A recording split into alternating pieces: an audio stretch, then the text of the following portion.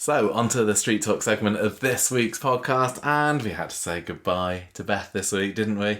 It had long been rumoured, but today we saw her disappear off in a taxi, so we're going to be talking about that story first. My storyline... I had a few ideas for storyline titles. I've not run any of these past you yet, have I? You haven't. You told me not to look. At the beginning of the week, I thought, when she was sneaking around filming the guy... Who's she? Beth. I was going to call it Sid on Vid.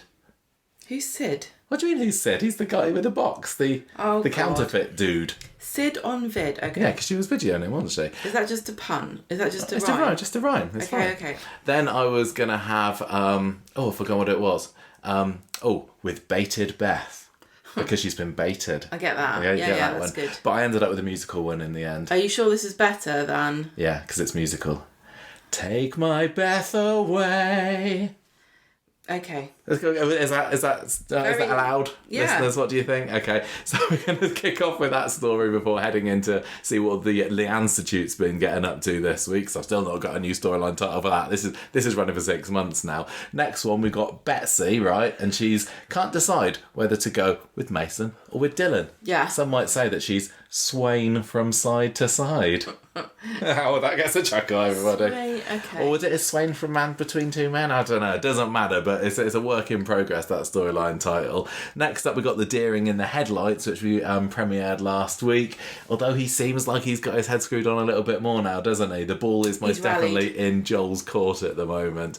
Next one, mini story, because they were the main bits for this week. But we also had a few bits about what Kit was getting up to with his new flat and the Ryan and the Daisy stuff. He's going to move into Red Bank, right? So my storyline title is based on that side of things, the fact that he's moving into Red Bank.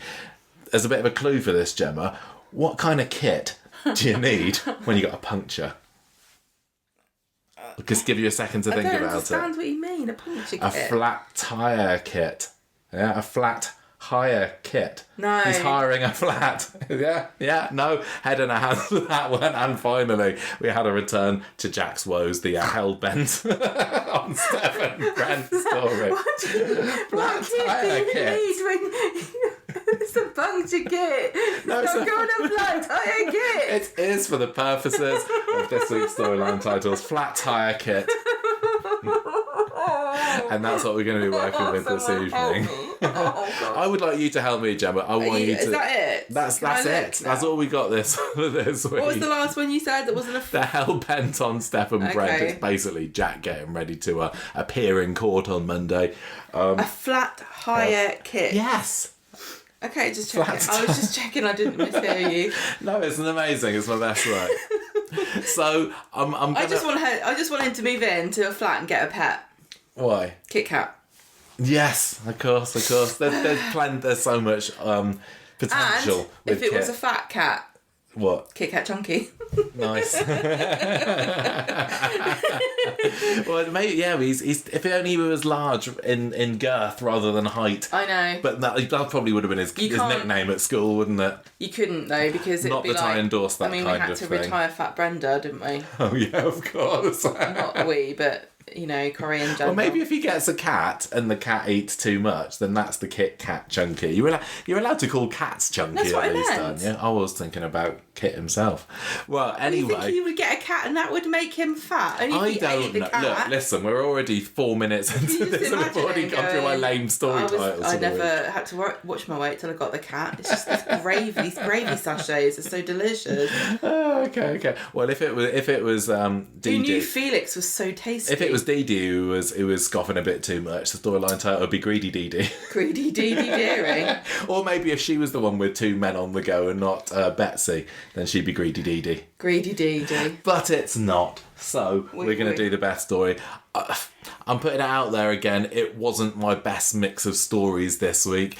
I feel I've got a newsflash. The cat's in a different position than she normally sits. Well, our cat? She's sitting down here. Can you see her? No. She never normally sits there. Oh yeah, she's sitting in the corner of the room. She's just getting ready to launch herself onto my lap. She's going to pounce on me. So I feel like compared to literally every other Coronation Street fan out there, my opinions are polar opposites to theirs, because all I'm seeing online is people saying, I'm fed up with the Institute story. When's it's ridiculous? When's Rowan going? When's Leanne going to get what's coming to her? Fed up of it. It seems to be Leanne all the way. Everything else is all right though. But I'm thinking now, looking at this week's stories, and think, well, actually, the Leanne story was the one that kind of kept my interest going. I loved having Amy having a malware and her upload sessions this week. It's a shame that it petered out a little bit towards the end of the week, but I'm totally in on that. Whereas with the other ones, I'm not feeling it quite so much. How are you? How's your balance of stories in your older? Well, the thing is, I'm getting kind of influenced by people's comments and second guessing myself, because, you know, I like the Leanne stuff. I love the Joel stuff. Yeah, if you were to be with us when we were watching, whenever Joel does something a little bit devious, Gemma's like, oh yeah. And I can't. I like Kit as a character. I find him intriguing, and so those seem to be quite hated. Are they Marmite? I don't know. Yeah, you're right. They are a bit Marmitey, those two. I'm sadly on the side of still not quite getting them, and I know that I was well into the Joel and Dee Dee stuff on Monday last week. But so I can't put my finger on what it is. And usually, you know, I'm all for the villains. But these two, I just... they're not quite doing it for me. It feels... Again, it seems to be a bit of a, you know, who are these new characters? You know, bring in the old ones and show us a little bit more of what the Corrie classics are getting up to that I'm feeling about it. Yeah, I know what you mean. Well, should we talk about what happened? Well, yeah, fine, because we did have some proper old... I mean, I know Kit was involved in this story as well as the Ryan and Daisy, but yeah, at least with Beth and Kirk and Craig, we did have a few old school characters to keep me happy, although I'm going to say they're not necessarily characters that I love. Okay. That's Gemma's cue. You're gonna just let me talk. Who's reading? You are going to tell us how Beth came to leave the street this week. What went on with her? Well, I mean, we knew that she was leaving. Just spoiler alert. We knew that she was going kind of as soon as it was announced, really, I think, which was a long time ago. It was an odd one, Lisa George's departure, because I'm going to say it was maybe like around Christmas time, or maybe the week between Christmas and New Year, and it was one of these sun leaks, I think, the one that always seemed to get out there, and 9 times out of 10 Who's this mole? is usually right. And people say, oh, Beth leaving, is she? Okay, when's that going to happen? But Corrie was staying very quiet on it as well, and so was Lisa George. Yeah. Apart from, I can't remember how far into the new year it was this year, but do you remember she posted something on her Instagram saying, oh, I've got a new contract, I just re-signed my contract. Presumably that was just her re-signing, you know, a final 6-month contract, and that maybe put people off the scent. But yeah, as we got into, you know, the last month or so, particularly the way that this story with the counterfeiting was going, it has certainly felt like this is her exit story. And yeah, we absolutely right. She is gone. She's out of here. So yeah, we knew that she was going, and when this, you know, I think it's obvious to anyone who pays attention that Beth has not had many stories.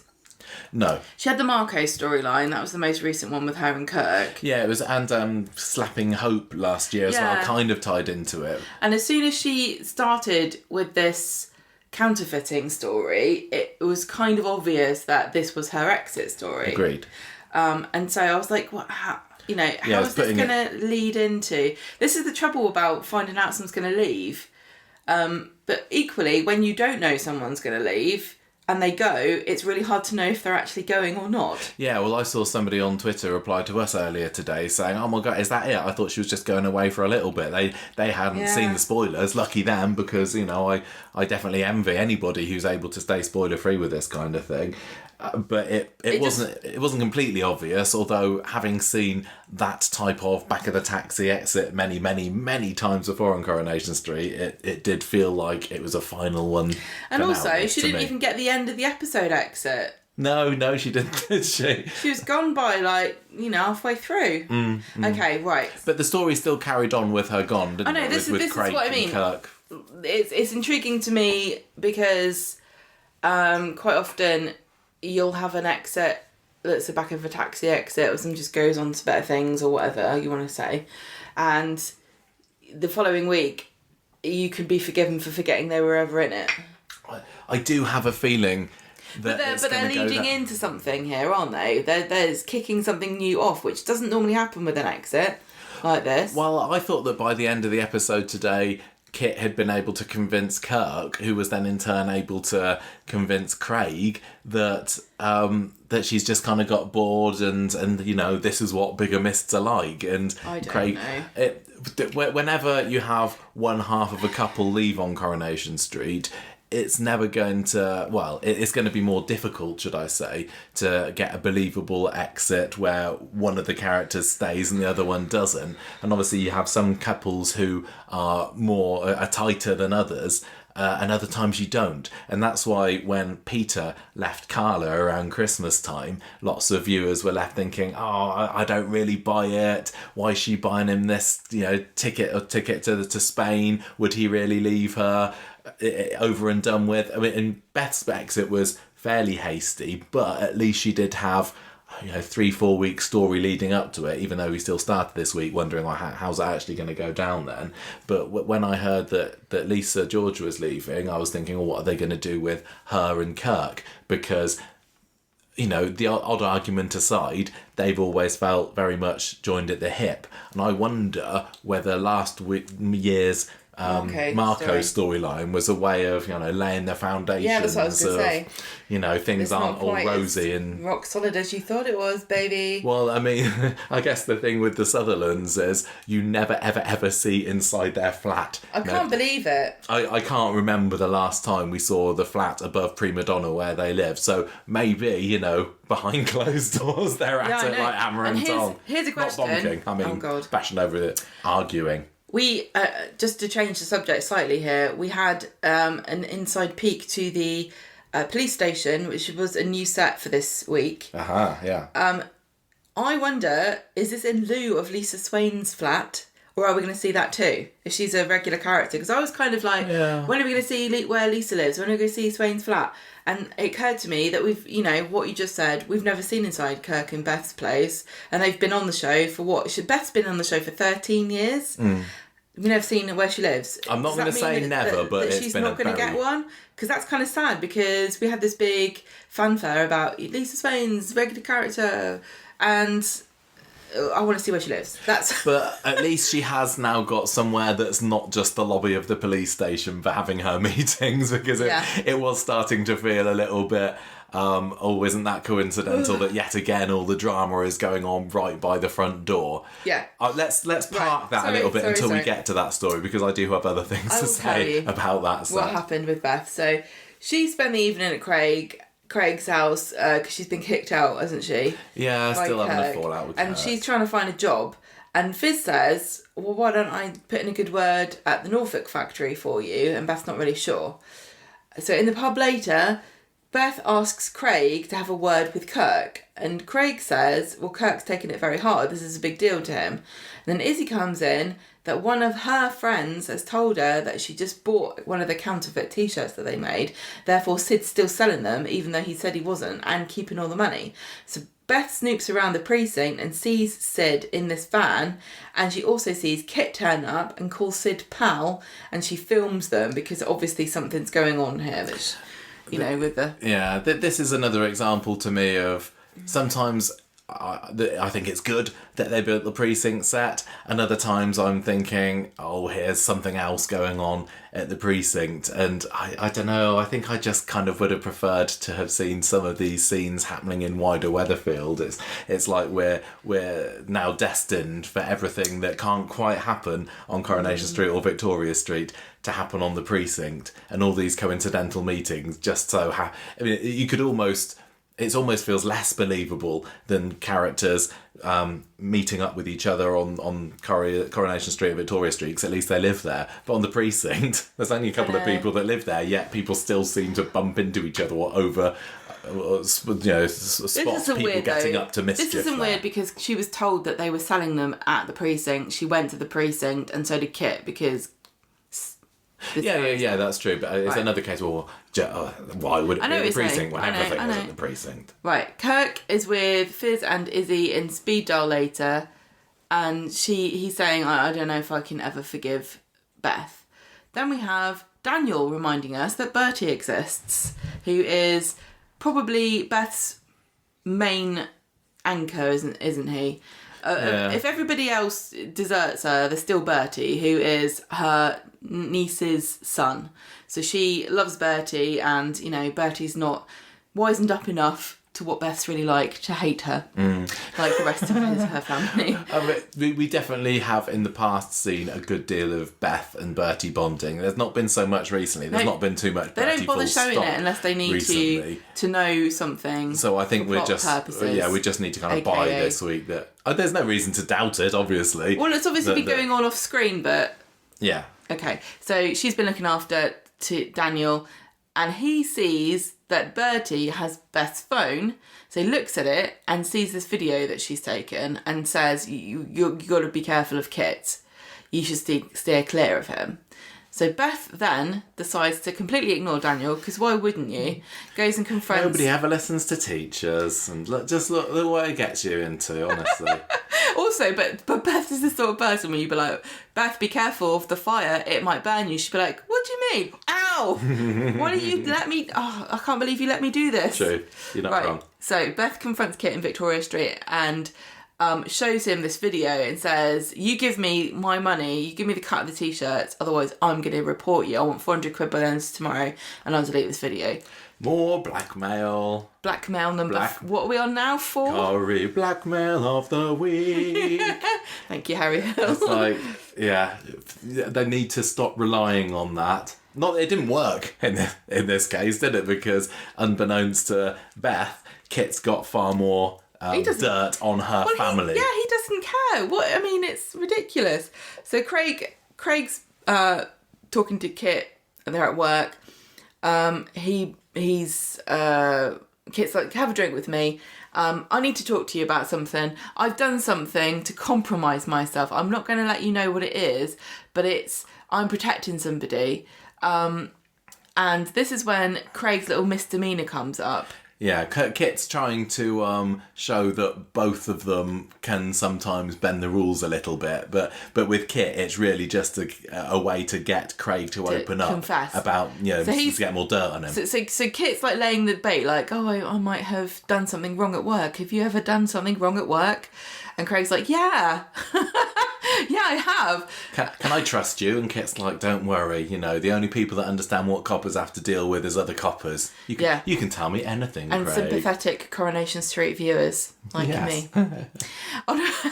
On Wednesday, Kit and Craig see each other in the cafe, and Craig's like spilled his guts about Faye and Ted. We worked this out to Kit. We didn't see it on screen, we just pick it up from Wednesday's episode, and he's like, Kit knows it all now, basically. Yeah. And he's like, I hope you don't feel any different about me after last night, Kit. And Kit's like, no, you were just protecting the people you loved. You're a good copper. That's what coppers do. They bend the rules, they cover each other's backs. All those things you hated about the corrupt police officers that you initially tackled and put your job on the line for. That's you now. You and me. I'm just a little bit, mixed about... I know we're supposed to be on Craig's side here, but he did... We've said for years, he is a total liability to the force, isn't he? He's always going on whispering secrets that you shouldn't do. And this thing where he covered up for what Emma and Faye did was, it was the bentest thing he's ever done. So I'm kind of thinking, am I supposed to be, on Craig's side and say, why can't people just forget about this thing that I should have been sacked for? Why can't or am you I on Kit's side saying, take advantage of... Well, Craig's like, hey, Kit, I know how to do plumbing. Do you want to know why? Do you want to know why? Look, take a picture. Take a look at this. This is my girlfriend. Okay, this will explain everything. So really, Craig, you brought it on yourself. No, listen, mate. I kind of get this. Like, that Craig is, he's a good guy. He made a mistake, and watching Coronation Street corrupts you in itself. Okay, or maybe it's just me. Maybe Craig watches Coronation Street then, because he's the most corrupt of them all. But Kit probably admires him. Craig's been looking up to Kit all this time, where really, if Kit knew just how many times Craig has bent the rules in the time that he's been a policeman, he'd be like, bloody, I've got my work cut out to catch up with you. Exactly. But basically, Craig's got this on his conscience, right? And there's a lot to be said for absolving yourself, even if you haven't been punished or found out by an authority figure necessarily, or, you know, one that actually counts. He is still an authority figure to Craig. He's his superior. And so by telling him this secret, he kind of feels a bit like he's got it off his chest. And that's a really intoxicating feeling, isn't it? To have something you're worried about that's eaten away at you, and then to have told somebody about it. Yeah, you're right. Craig does have at least a conscience, whereas Kit clearly doesn't. He is not burdened at all by any sense of morality. No, I can't see him sitting down and saying, "Oh, look, you know what? I just need to tell you what, I put the hair in Nathan's van." We don't know why he became a copper, do we? So he can run red lights. Isn't that why anybody does it? No, there must be something. There's going to be a story. I hope there is a story that comes out maybe when he gets caught out, or maybe he gets confronted by somebody and it comes out why did I become a copper and how have I ended up at this juncture where I'm a totally corrupt one. I guess I don't know. I mean, I'd like to think that maybe it's just he sees the police as being an authority, a position of power, and he went into it thinking, I want to abuse this. But, you know, maybe he did have innocent intentions at first. That seems kind of boring, doesn't it? That seems kind of boring for a story.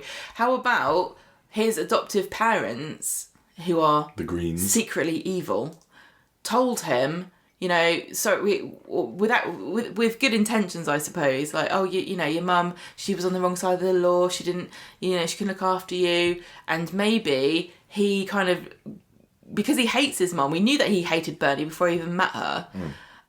Maybe he's became a copper to punish people like Bernie. Yeah. For what had happened to him, which is a really twisted way. I mean, the thing is about this is it's also an adoption story, and certainly Coronation Street's done better adoption stories, so I wouldn't want anyone to think that Coronation Street is like bashing adoption or making out that adopted children are all bonkers or anything, because they've done adoption stories and they've had foster stories and they've turned out good and bad, and, you know, different circumstances. It is intriguing to kind of like fill in the gaps here, because there are so many gaps in Kit's story. And we've got to remember that despite everything, all the evidence to the contrary this week, Kit is not 100% bad, because I do feel that he's got some kind of feelings towards Gemma and Paul, at least, and he seems to have forgiven Bernie, but you just can't tell. He's very, very grey. He should be called Kit Grey, not Kit Green. When we both reading that thread on Reddit not that long ago, which may or may not have been a completely fictional account of somebody who is, you know, a self-confessed psychopath. I don't know if that's even a real thing anymore, but saying, you know, I'm a judge. You know, I'm a psychopath. I'm a judge, wasn't it? And people are asking him all kinds of questions about how can you judge people if you're a psychopath? Like, you have no sense of morality. How can you?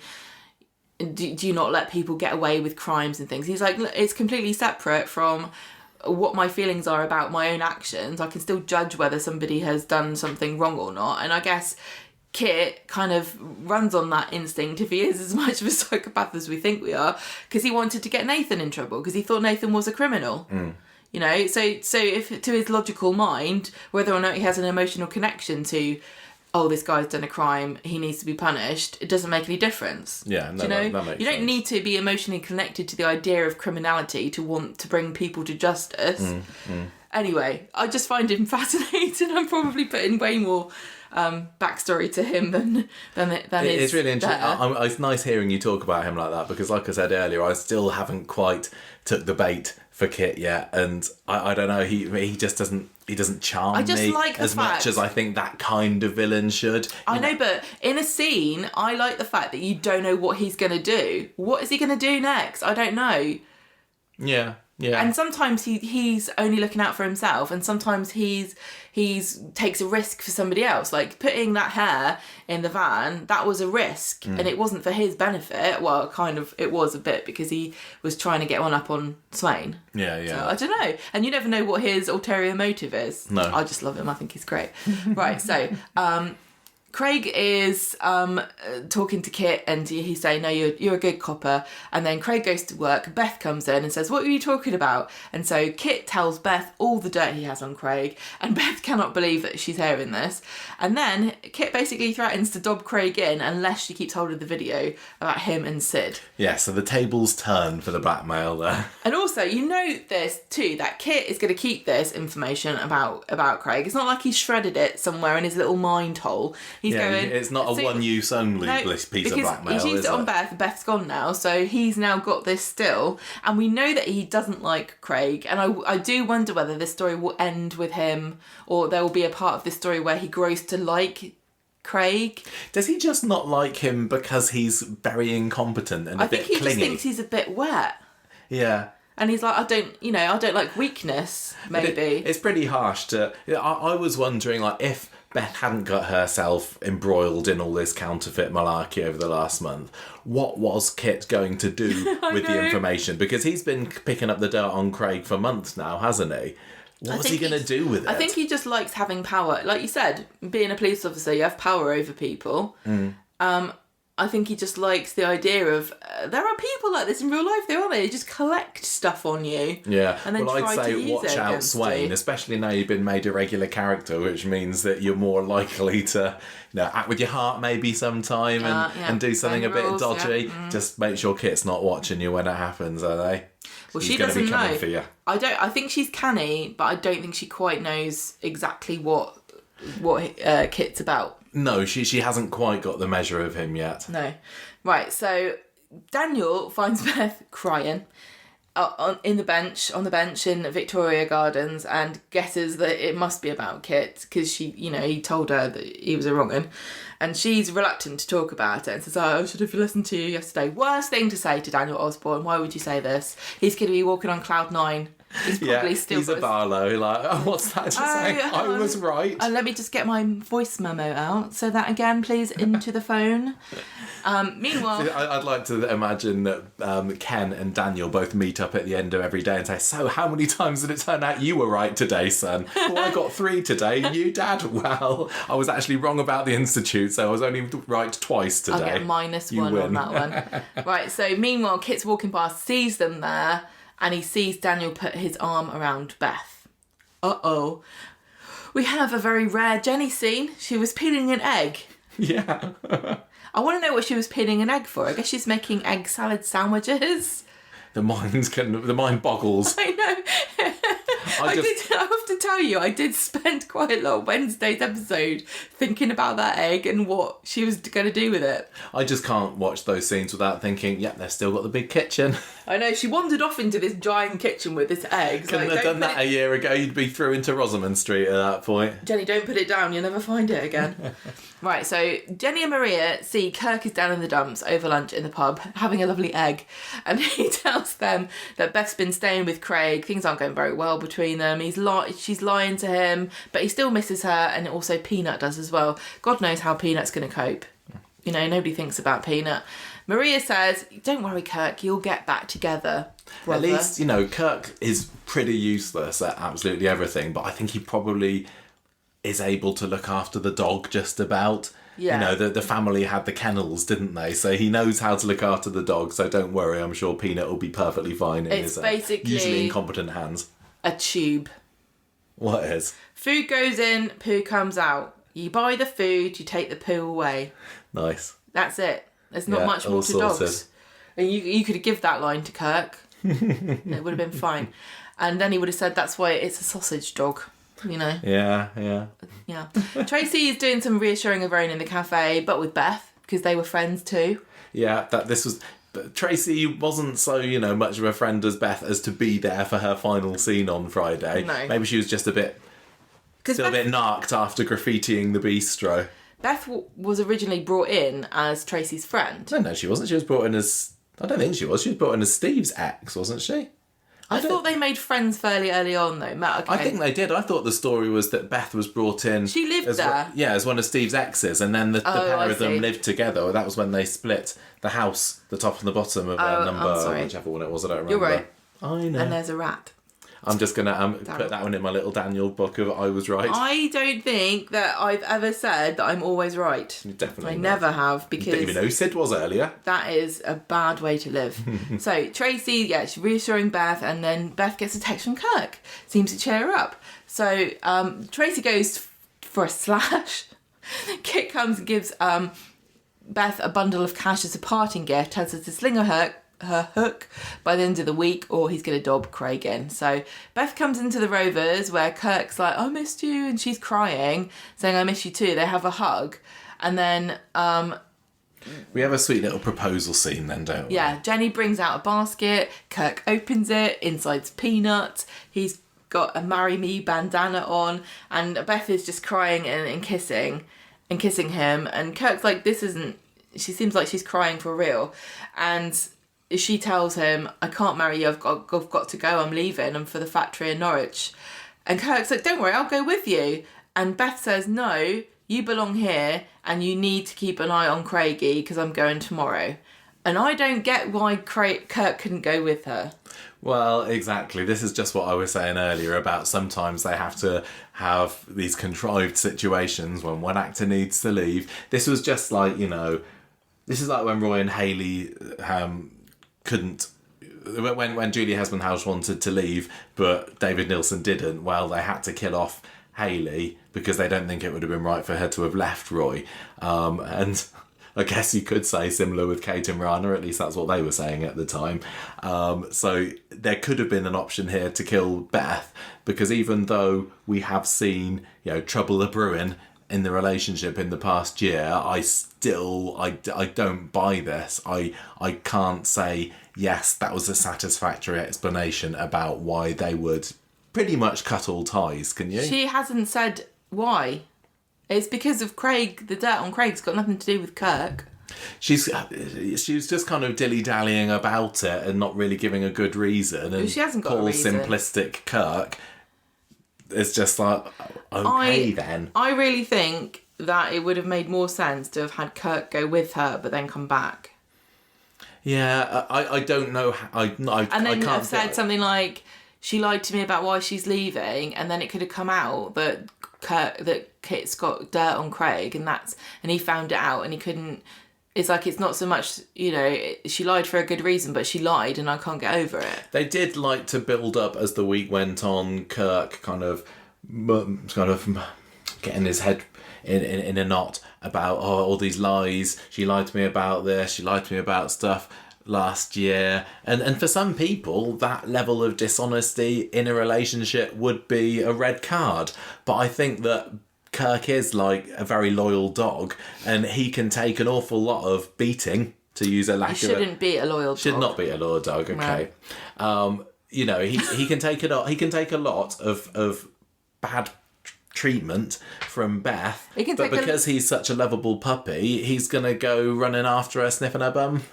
As dogs do. Okay. I'm not a dog person. I just think this is what dogs do. You know what I'm getting at, though? I do, yeah. You could do... Beth could do whatever she wanted, nothing really and Kirk makes would still forgive sense her. About Kirk not going.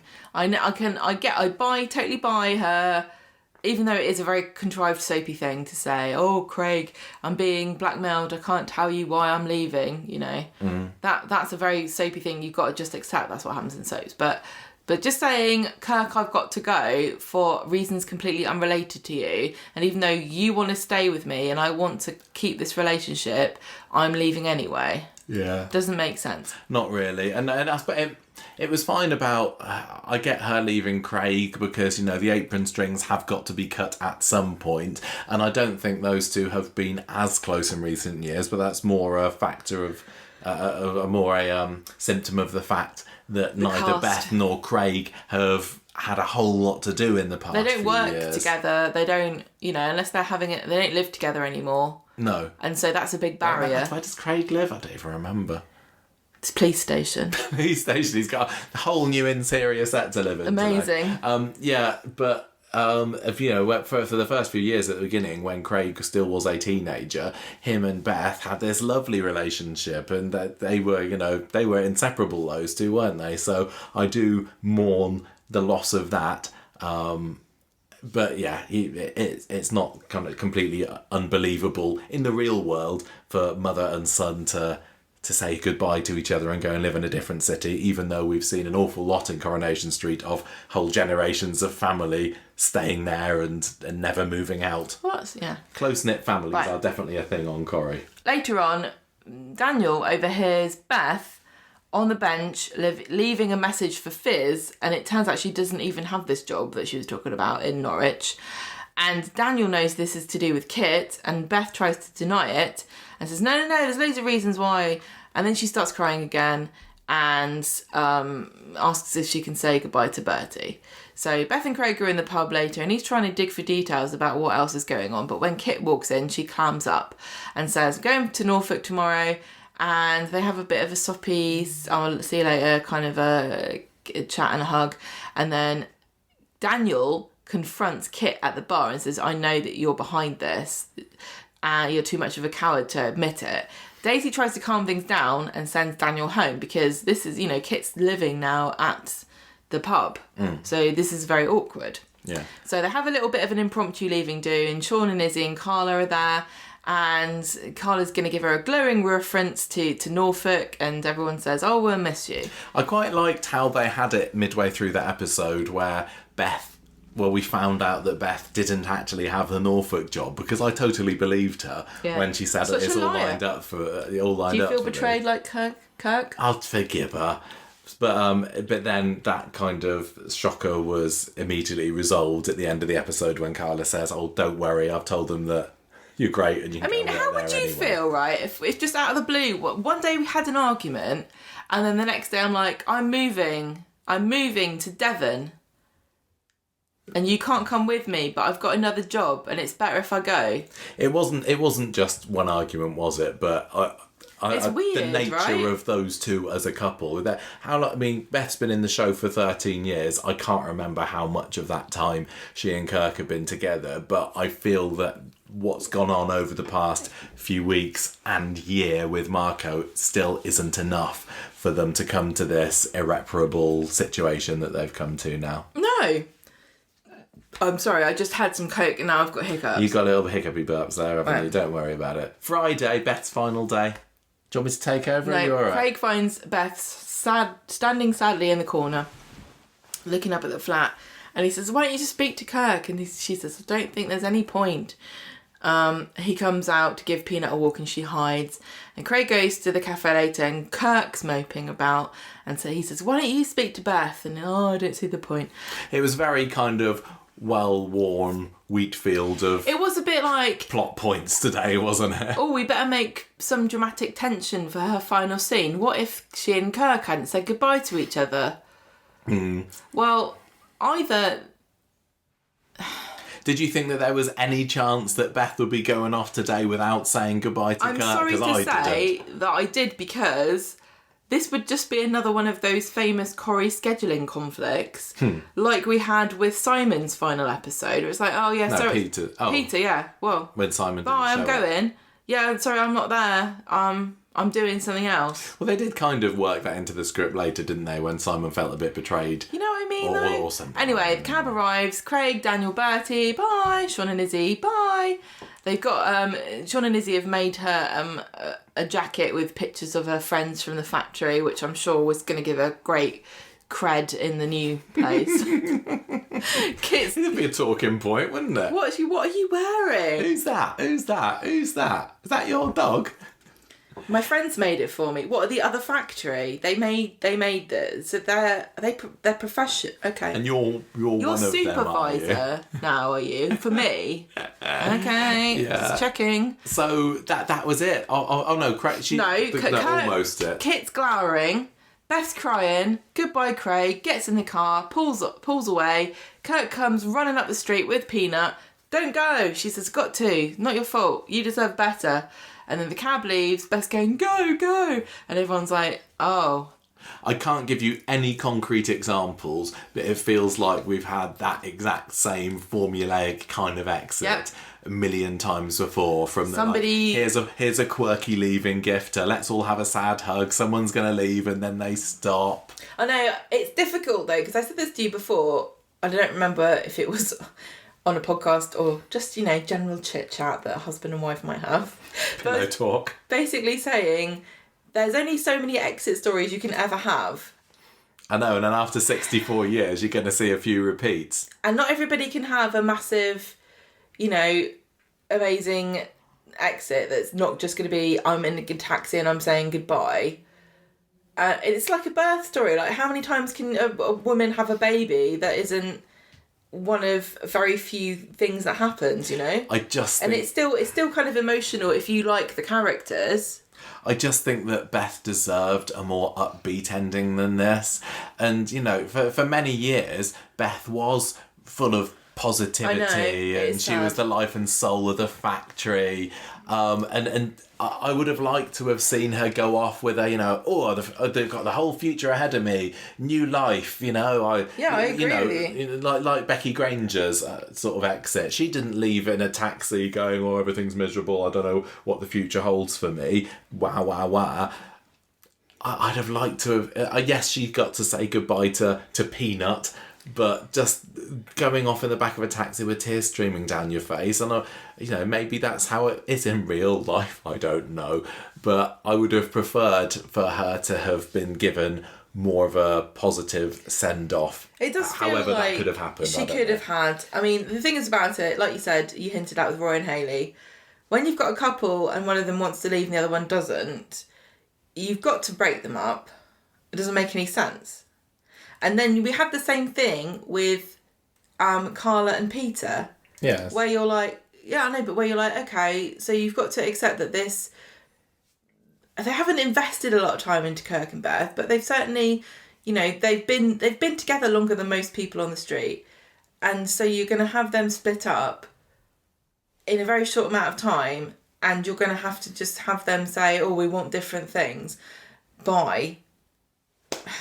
Would you have preferred... And it just comes really fast after that, Would you have preferred just throwing the idea out here, not that it's, it's too late now, for her to have gone back with Marco and rekindled something? Because that's what I thought would happen. They did kind of have a bit of a spark together last year, didn't they? I mean, did they really bring Marco in to make her leaving more plausible, but then not bring him back? Was the actor busy or something? I can't remember a whole lot about what happened with him in the end. And maybe the idea that Beth cheats on Kirk is also a fairly negative outcome for this. But I would have liked to have known that she's just going somewhere, she's going into the sunset rather than, driving off the edge of the pier into the Manchester Canal, is what it felt like today. The pier of Manchester Canal. Yeah, they're always full of piers. There's loads of them. Yeah. That's why people keep falling in. Also don't know my nautical jargon either. Don't know much. Right. So it's a shame. It's a real shame.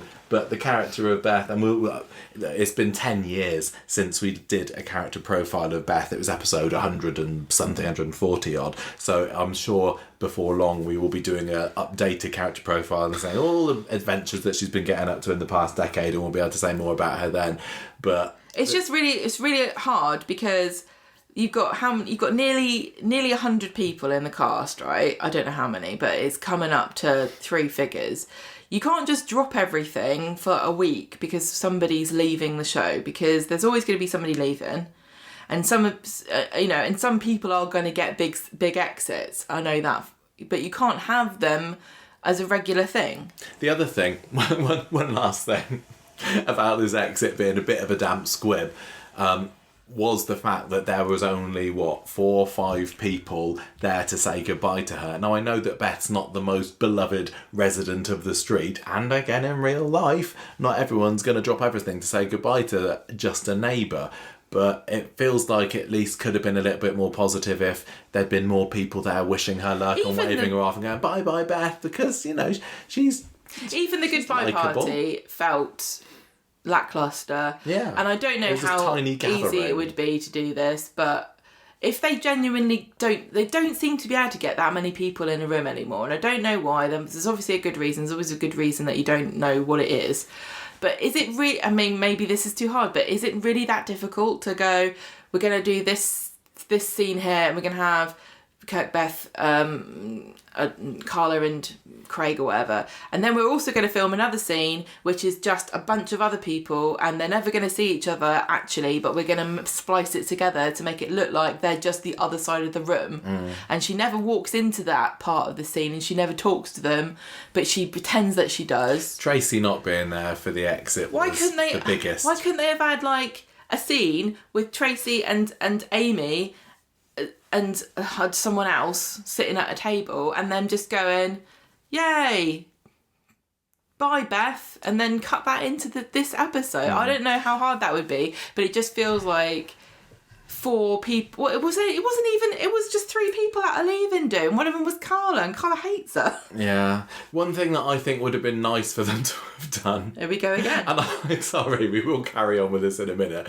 But this is Beth leaving episode. This is an end of an era, just like Simon was. I mean, and I don't think that she's a character that people are going to be kind of massively missing, but it's still the end of an era, so we're talking about. We're jaded here, but she's been in the show for 13 years, which isn't loads in Coronation Street times, but it is still a bloody long time. Yeah. So anyway, what I was saying is what would have been nice for them to have been able to have done just for Lisa George's sake is to have had Dirk there at the leaving do. Dirk from The Factory, played by Adam Blees, who is best mates with Lisa George in real life, and we're also friends with Adam Blees, and he's always banging on about how great Lisa is. Speaks very highly of it. And I think that the fact that Dirk works in The Factory doesn't say anything. Dirk and Beth don't appear to be friends in The Factory, but, they're colleagues in some way. It would have been a nice touch for Dirk to have been able to be in the Rovers for the leaving party and just staying silently. Or maybe he's drunk too much and he's passed out in the booth or something. I don't know. Just as a chance for the two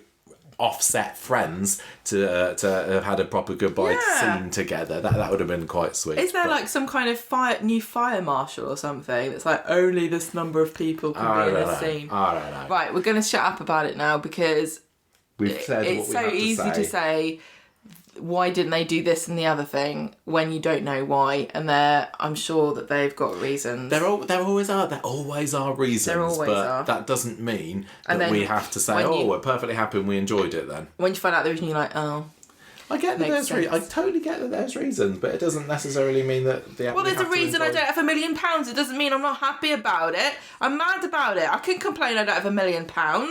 Right, go on, carry on, because the story continues after Beth's departure. Right, so she's gone, and Craig and Kirk are like, something is afoot. Surely she wouldn't have left like this. So in the pub, Craig's wondering aloud about whether Kirk's wondering aloud whether Beth's had something to do with the counterfeiting. Kit hears at the bar. Craig goes up and asks him if maybe Sid is the one that's put the frighteners on her. And Kit says, "No, mate, you're barking up the wrong tree."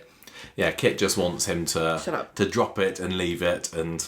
Shut up. Yeah. Craig goes to see Sid in the precinct and accuses him of this. And Sid's like, "I don't know what you're talking about. I haven't seen her for weeks." And Craig seems to believe him. I love how Craig is like, "Have you been threatening my mum?" I know. You imagine a police officer coming up to you and saying, "Leave what you've been doing to my mum." Right. So childish. And he says, "Stay away from the precinct. If I see her again..." Oh, you're not getting any more milkshakes. So, then Sid gets on the phone to Kit and tells him that the cops are onto them, and Kit looks nervous. Then he gets back on the phone and he learns about Beth's backstory, about her bigamy, and makes out to Daisy that feels sorry for Kirk, goes and joins him, gets him talking about the marriage, and when Kirk tells him about the bigamy, Kit's prepared and says... It was very, very nicely convenient for Kit that he's like, "Oh, I just need to find... I just wonder, is there any dirt on Beth? Ring, ring, ring, ring. Hello, my station buddy. Can I have the dirt file on Beth, please? Perfect.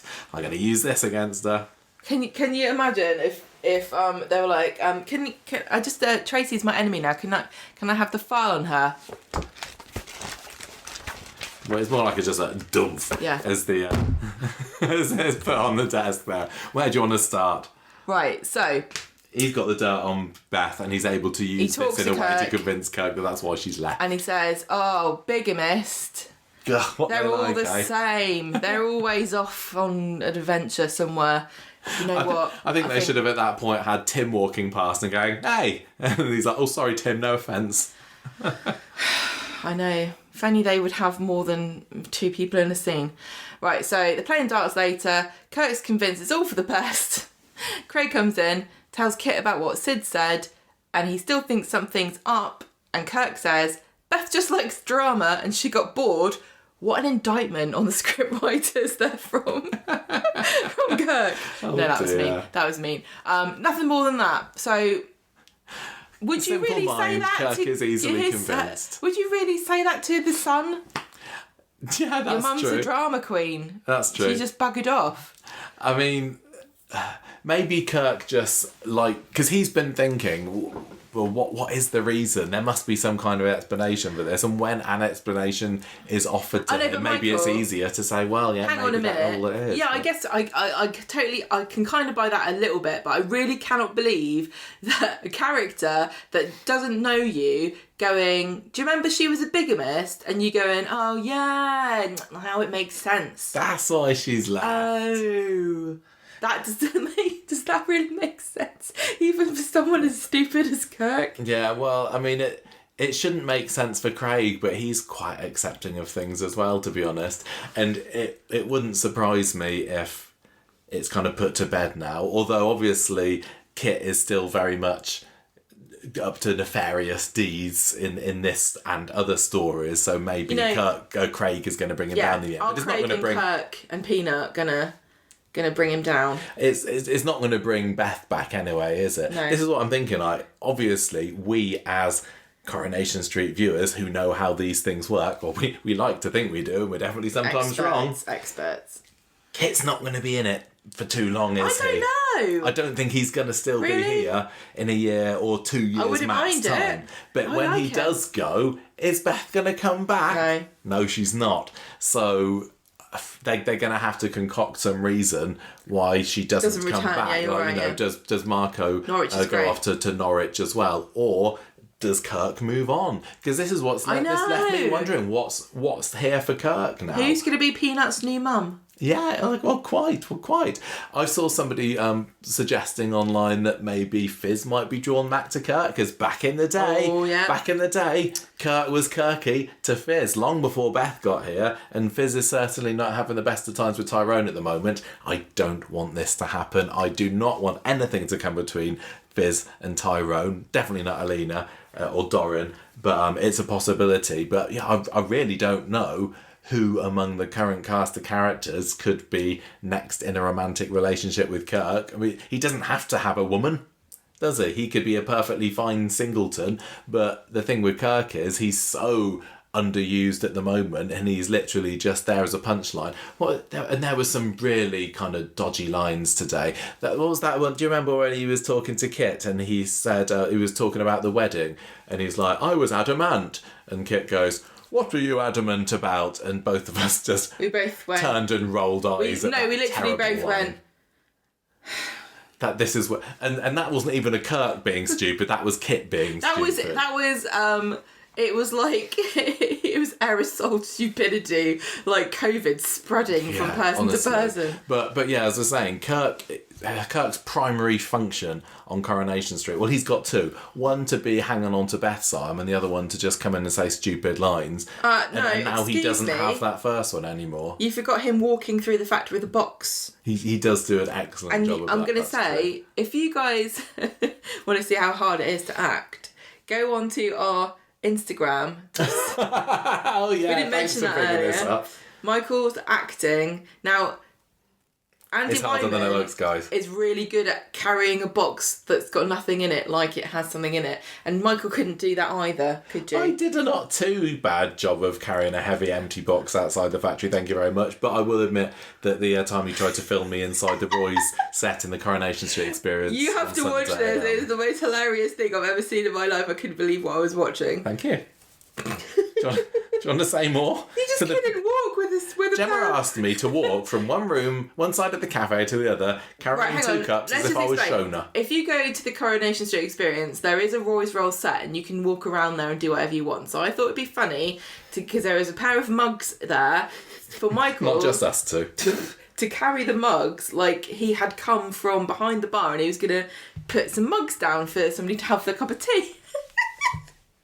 And you were walking like a thunderbird. Like, you looked like your hands were connected to your knees, because every time you lifted your knee, you lifted your hand, and you were like going... It was really hard, like, knowing that I was on camera and you were just saying, just walk from here to here. I know. And I couldn't just walk naturally. No, you couldn't. I did end up looking like a bit of a You tit. looked weird. And I'm just going to say, one of our bucket list things, I think, or yours more than mine, is to be an extra on Corrie. Like, you've always wanted to be an extra on Corrie, just because how cool it would be. And I'm going to tell you that I think I've ruined your chances with that video.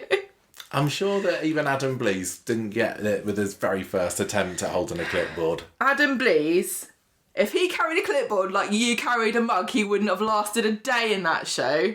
Rather than, he's been on it 15 years or so now, hasn't he?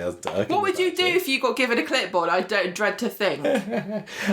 Anyway, sorry. I forgot what I was saying. So, who knows what lies in store for Kirk in the future? Maybe, would it have been the kindest thing to have told Andy Wymant, we need you to go off with Lisa when she leaves? No, I don't think there's anything wrong with Andy Wymant, and same as I don't think there's anything wrong with Lisa George. I just think those two characters have not been written well enough because there's too many other people in the show. And Andy Wymant, when they wrote properly for Kirk, was hilarious. He was one of everyone's favourite character. People loved him. He was like one of the best comedy characters on Corrie. But I think it's a more difficult thing to write for, because although his performance and his delivery of it is very much part of the joke, it's the writing that's the funny part. I think Kirk was a bit more savvy when he was younger, and I think as he's got older... it's slightly changed, and it's become just Kirk's making a stupid comment that isn't true, and it used to be a bit more involved than that. There used to be another level, It felt like it used to be more like, I could understand why someone like Kirk could mix this up. Yeah. Whereas now it's like nobody with a brain cell would say the comment that Kirk is saying here. I don't buy it. So, but the cast is big. Back in the day, if characters didn't work, they got trimmed. And I don't know. I wonder whether it was ever discussed or whether it was like, no, we can't get rid of Kirk. I think narratively, I would have preferred to see the two of them go off happily together than this kind of sad mess that we've been left with. I know, but you can't have a show where it's like, sorry, somebody else is leaving, so see you later. Although that's happened to people. That happened to Haley Tamaden. I was just going to say that. Yeah, when Lloyd left. Yeah, when Craig Charles wanted to leave, Haley Tamaden didn't want to go, but they decided to go for a happy ending to Lloyd and Andrea. And although I was sad to see the couple go, it's kind of nice to think that they've had a lovely time together on the Channel Islands ever since then, and had a little baby together. Digging up the Jersey potatoes. It has definitely happened before. Right, well. But anyway, so that's it for Lisa, and I've been kind of bad-mouthing the story a little bit and ragging on it somewhat, and Beth is certainly not there among my favourite characters, although I used to love her so much. It just feels like that she's been just made a little bit cowy and whiny. Yeah, but you need a character like that. Years. That's the other thing. She plays that character very well. Not everybody should be on the show for you to like them.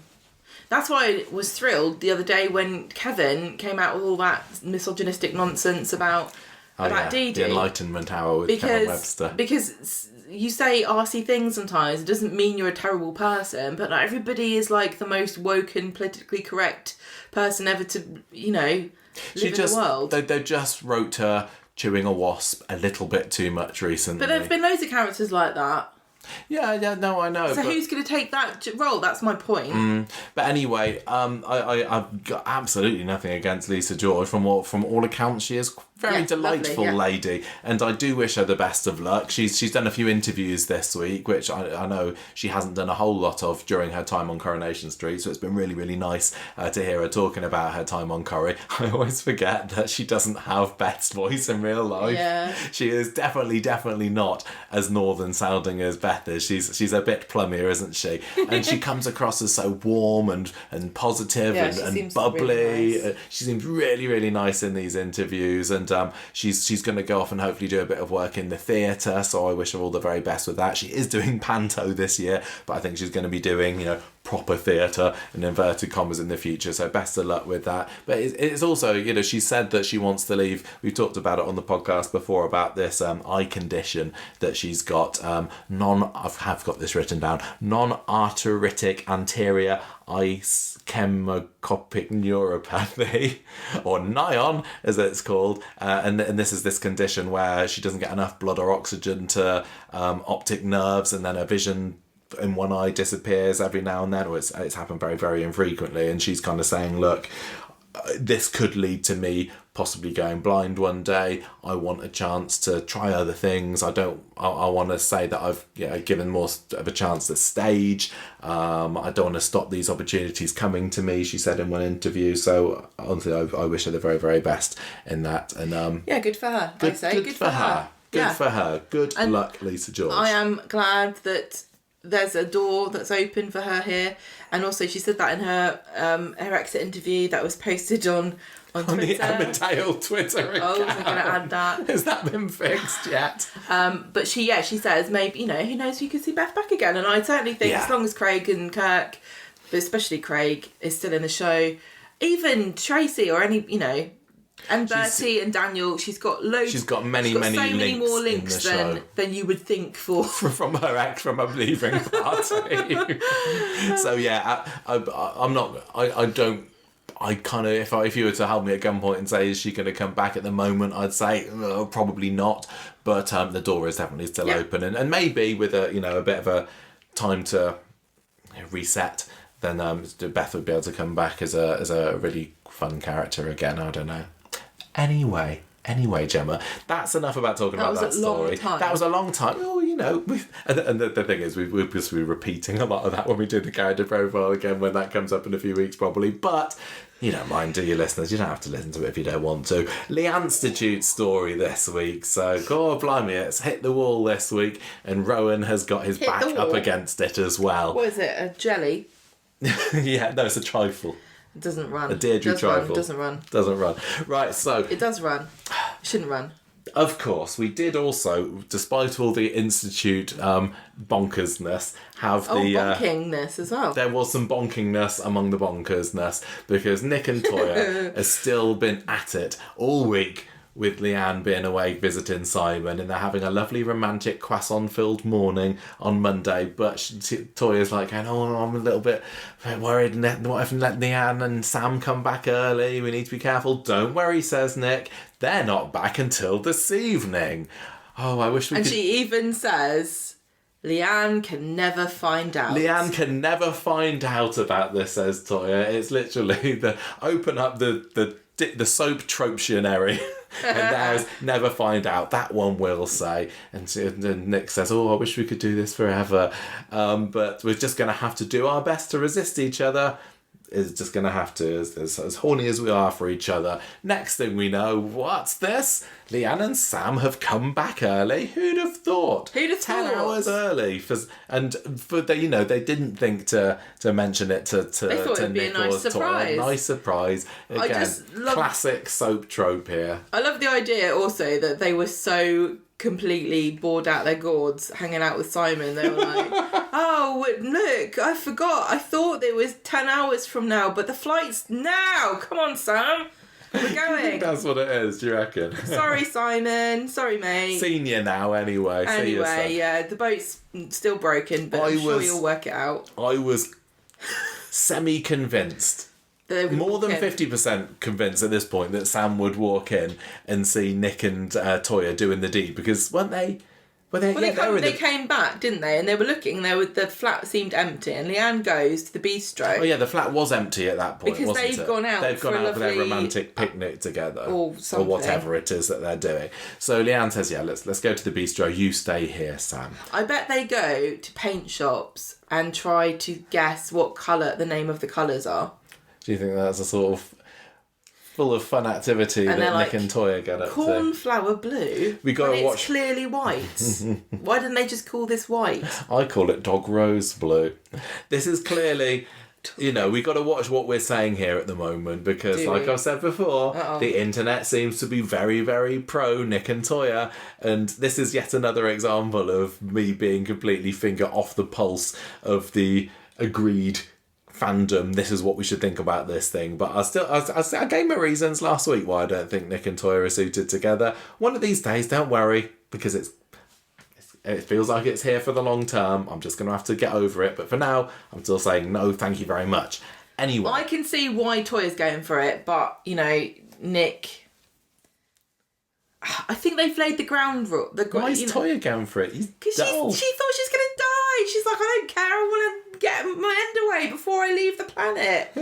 Nick's here. But she's fine now. What's her excuse? She thought she was going to die. It's a very heady, intoxicating rush of adrenaline. Sticks with you for a while, does apparently. it? Right, okay, look, Rowan's seeing Amy outside the forest later and says... The forest? The florists. Okay. Well done, love. You packed in your job at the bistro. You were being exploited there. That's exactly the right thing to do. And she's like, oh, yeah, I can't wait to do my upload session later.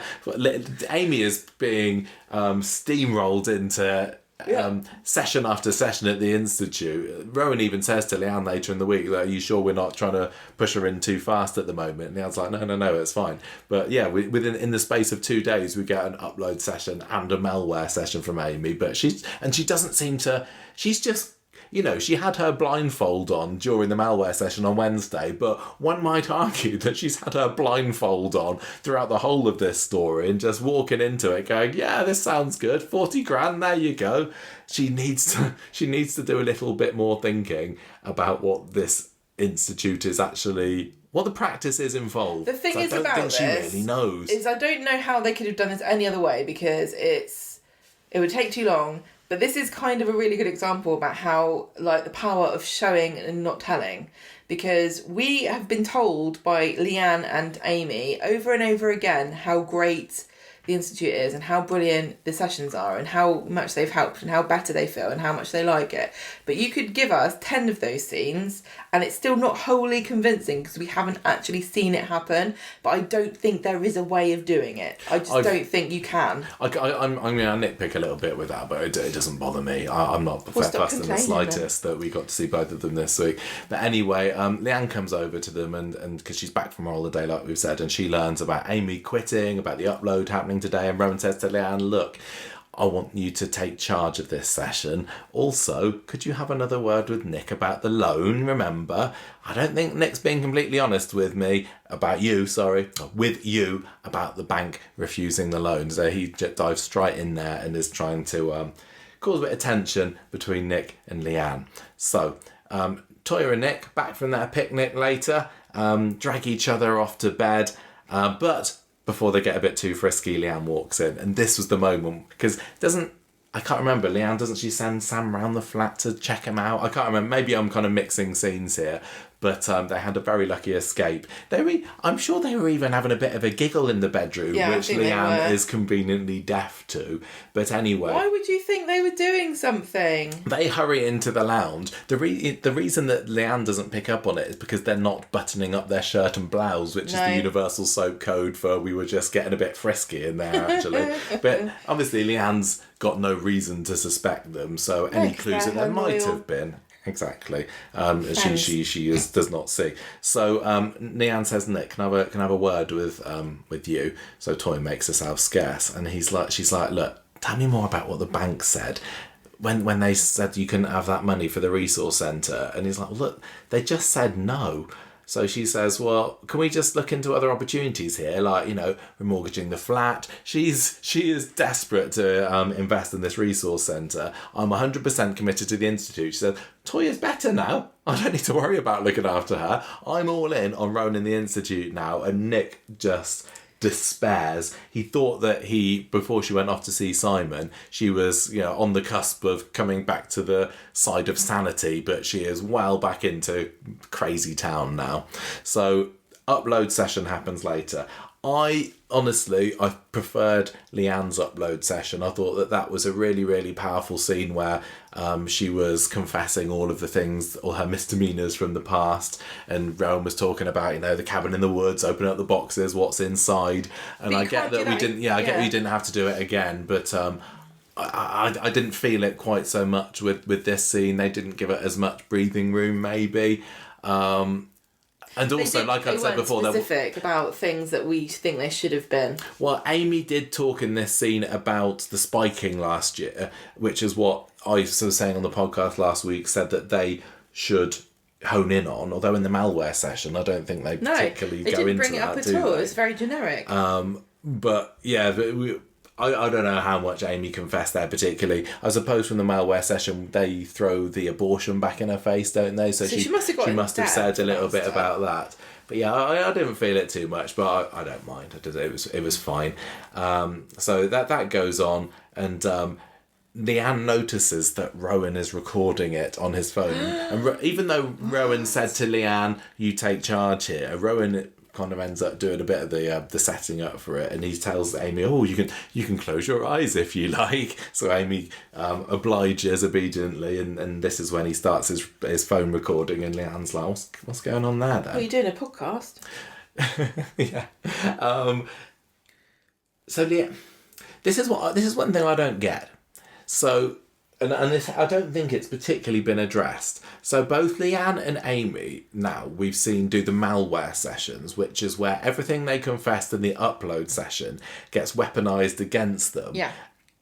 Yeah, Leanne didn't. Well, she did say to Rowan, "Oh, did you record me?" And Rowan's like, "Oh, no." And Amy doesn't really bring up, how do all these people know about me? But even that, when it happened to Leanne, I don't remember her saying, "Well, when I uploaded all this stuff to you, Rowan, you said it was between you and me. Why do all these people in the circle know about it?" I don't remember her particularly delving into that. No, I just think... And that was the same with Amy this week. She thought that this was private, and although she ended up getting very upset by having it thrown back at her, she doesn't say, "Well, hang on a minute, that was supposed to be private." No, because they just say, "Oh, well, they're higher level than, and so blah, blah, blah." I don't think it's worth... But anyway, about. I don't know. I don't know. Leanne, as I say, she confronts Rowan about it afterwards. I get what you mean. Says, "Oh, it just makes you... It's just for training for you." I get what you mean. He was basically making out that it was recording... It's like when you phone up a helpline and like, "Calls may be recorded for training purposes." Yeah. It's like, is it really? Or are you just covering your ass in case I call you F-face or something? An F-face. Well, no, he's making out that I'm just recording this because of you, but it isn't, is it? It's because of Amy. Yeah. So anyway, that all goes on. Meanwhile, while all the uploads going on, Nick and Toya are kissing their faces off in the bistro back room, and Toya's trying to say, "Oh no, we need to stop. I can't. I just want to kiss you so much." And he says, "I don't care that Leanne's back either. I love you." And she says, "I love you too." So they've both confessed that they love each other now. Well done to Toya and Nick. Shippers out there, I hope you're satisfied. You are gonna die, boy. Run. She's gonna kill you too. I know, look what she's, past. You're either going to have to live in London or you're going to die. So Nick says that I'm going to end it with Leanne. Maybe we should just leave it a bit of time after that until we tell everybody that we're a couple. I can totally... Look, I know that loads of people like it, but I do totally get your point, because the thing is about Nick and Leanne and Toya is that all three of these characters have been in the show for decades, and if there was ever going to be a chance for Toya and Nick to get off with each other, they've had years. They've had years and years and years. It's a bit of a trauma bonding kind of thing, isn't it? And sometimes characters get thrown together when they're in these desperate situations. It's a bit like Ryan and Daisy last year. There wasn't anything between them, and then they get acid thrown at them, and then suddenly they're all over each other. And here it was Toya with her diagnosis, and that makes her it's like a symptom of her ovarian cancer seems to be falling in love with Nick. It's like Speed. Huh? The movie Speed. Why?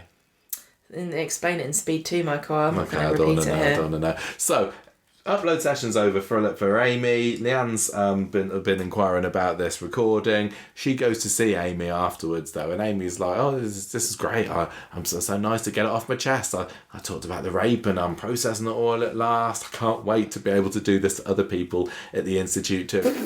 It kind of makes sense to Amy, because she has been volunteering her shoulder for the best part of a year now, hasn't she? Which is basically just uploading sessions with I was going to say a slightly less weird name, but it's not really, is it? Shoulder volunteers versus uploading to the Institute. Which one of those sounds more sane to you? But anyway, Amy says, look, I've decided I'm going to ask Ken to release Granny Deirdre's money so I can set up this resource centre. She is going to university. I think, yeah, she is. She's studying. Oh, somebody better let everybody know it's free now. What? They'll all be thrilled about that. I can't remember what she's funding the university with, but it doesn't matter. So Amy's told Ken this later, and he's like, oh, I don't know. This sounds a little bit dodgy to me. You don't appear to know a whole lot about the Institute, Amy. And I don't think Deirdre would have liked this, actually. And Amy goes off in a huff. She's like, oh, she would. But Tracy tells Ken, well, it's all right. Sounds all right to me. Deirdre probably would have done this. Deirdre would definitely have done it, especially if the resource centre made paper mache ashtrays. Do you reckon? Should have loved it.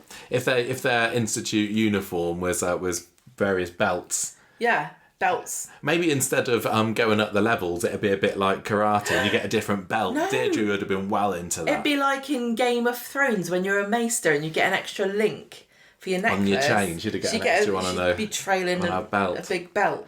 I think it didn't particularly bother me because it helped the pace of the story, but Tracy and Ken being quite so quickly convinced that actually the Institute aren't so bad after all and £40,000 is a sensible investment, I'm going to say that was a bit of a stretch, don't you think? But I also don't think it's, at a certain point, is it really his business? What, Ken's? I know that he... he holds the keys to the safe, as it were. But why?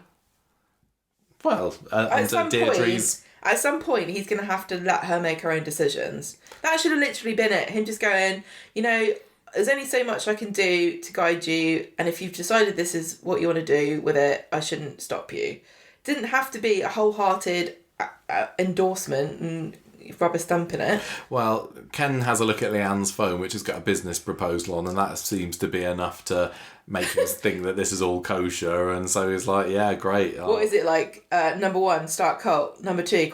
Number 3, profit. And he's like, yeah. Basically is. It's the underpants gnomes. It is. South Park reference for anyone that doesn't get that one. Anyway, hooray. Rowan's particularly thrilled at the end of Monday's episode because he's in the money. Wednesday comes along and it's the malware session for Amy on this day. She's excited to hear at the beginning of the episode, is Amy, that the money is going to be in Ken's account in a few hours. And then leave Ken to be the one to do the transferring to the Institute. Rather than passing it to Amy to the Institute, he's got it covered. Don't you worry about this. The McDonald's, anyone who lives in that house, the Barleys or McDonald's, cannot be trusted with transferring large amounts of money on their phones. Oh, yes. What was that Steve had? Exactly. And there was Simon a story with the a few years ago. With the and Peter with the money in, and Simon and looking at the phone, Mr. Pierce's phone, and Mr. Thorne. That's it, yeah. Yeah. Just don't let anybody in that house do internet banking. No, it's a recipe for disaster, honestly. Next thing you know, they'll be trying to buy a house on auction. So they're at the hotel later, setting up the lobby area or the bar area for the malware session. Can I have a gin and tonic? No. We're shouting at a woman who's blindfolded. Come back later. I'm sure that there's a side room that they could have used, but maybe this is the same space as they used before and I just didn't notice, but they're literally... in the foyer. Can you imagine coming to check in, like you've been driving up Manchester from Southampton, it's taking you 7 hours, you get into the foyer and there's a cult meeting. Okay, I think we've booked the wrong hotel. Anyway, wouldn't get this at the Midland. She can't wait for Amy to have her session, can Leanne, and it's so transformative and freeing.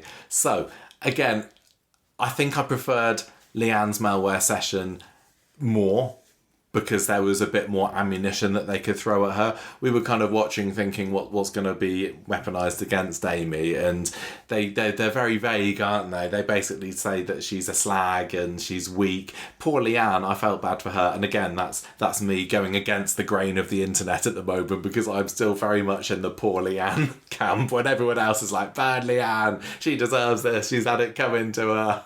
Sorry, I'm on Leanne's side here. She's been groomed, guys.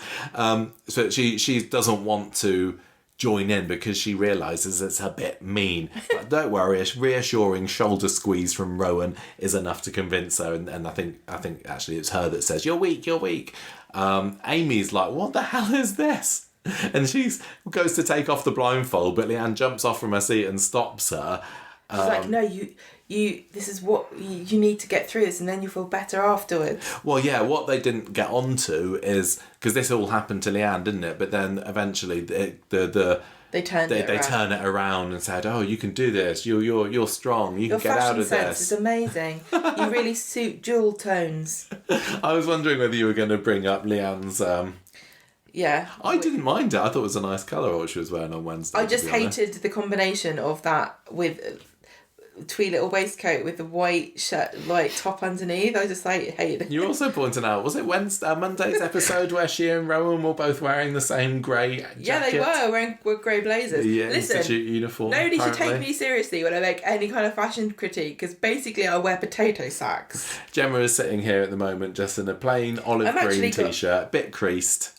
Excuse me, and I also have a pair of black and grey zebra print trousers. You're starting to try a new trend, Gemma. Don't worry, it'll catch on before long. Don't worry. Anyway, they all start chanting liar, liar, liar, liar.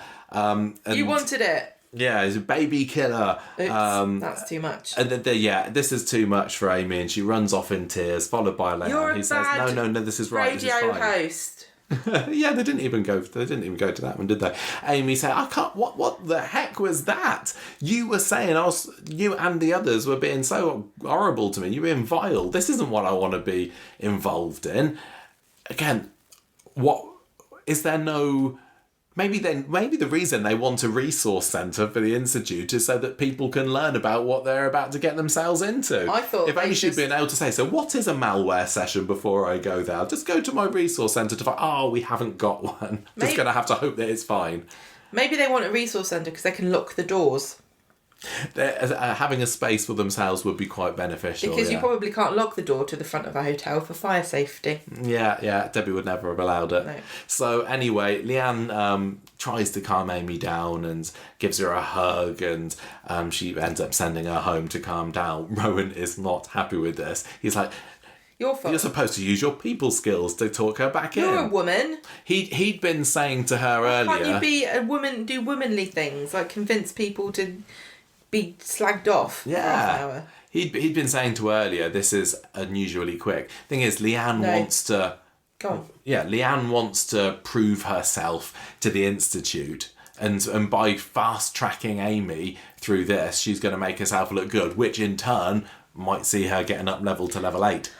I think you've fallen for Rowan's trap again. What? It wasn't Leanne that wanted to fast-track her, it was Rowan. And he's now made her think that it was her idea, and now he's blaming her.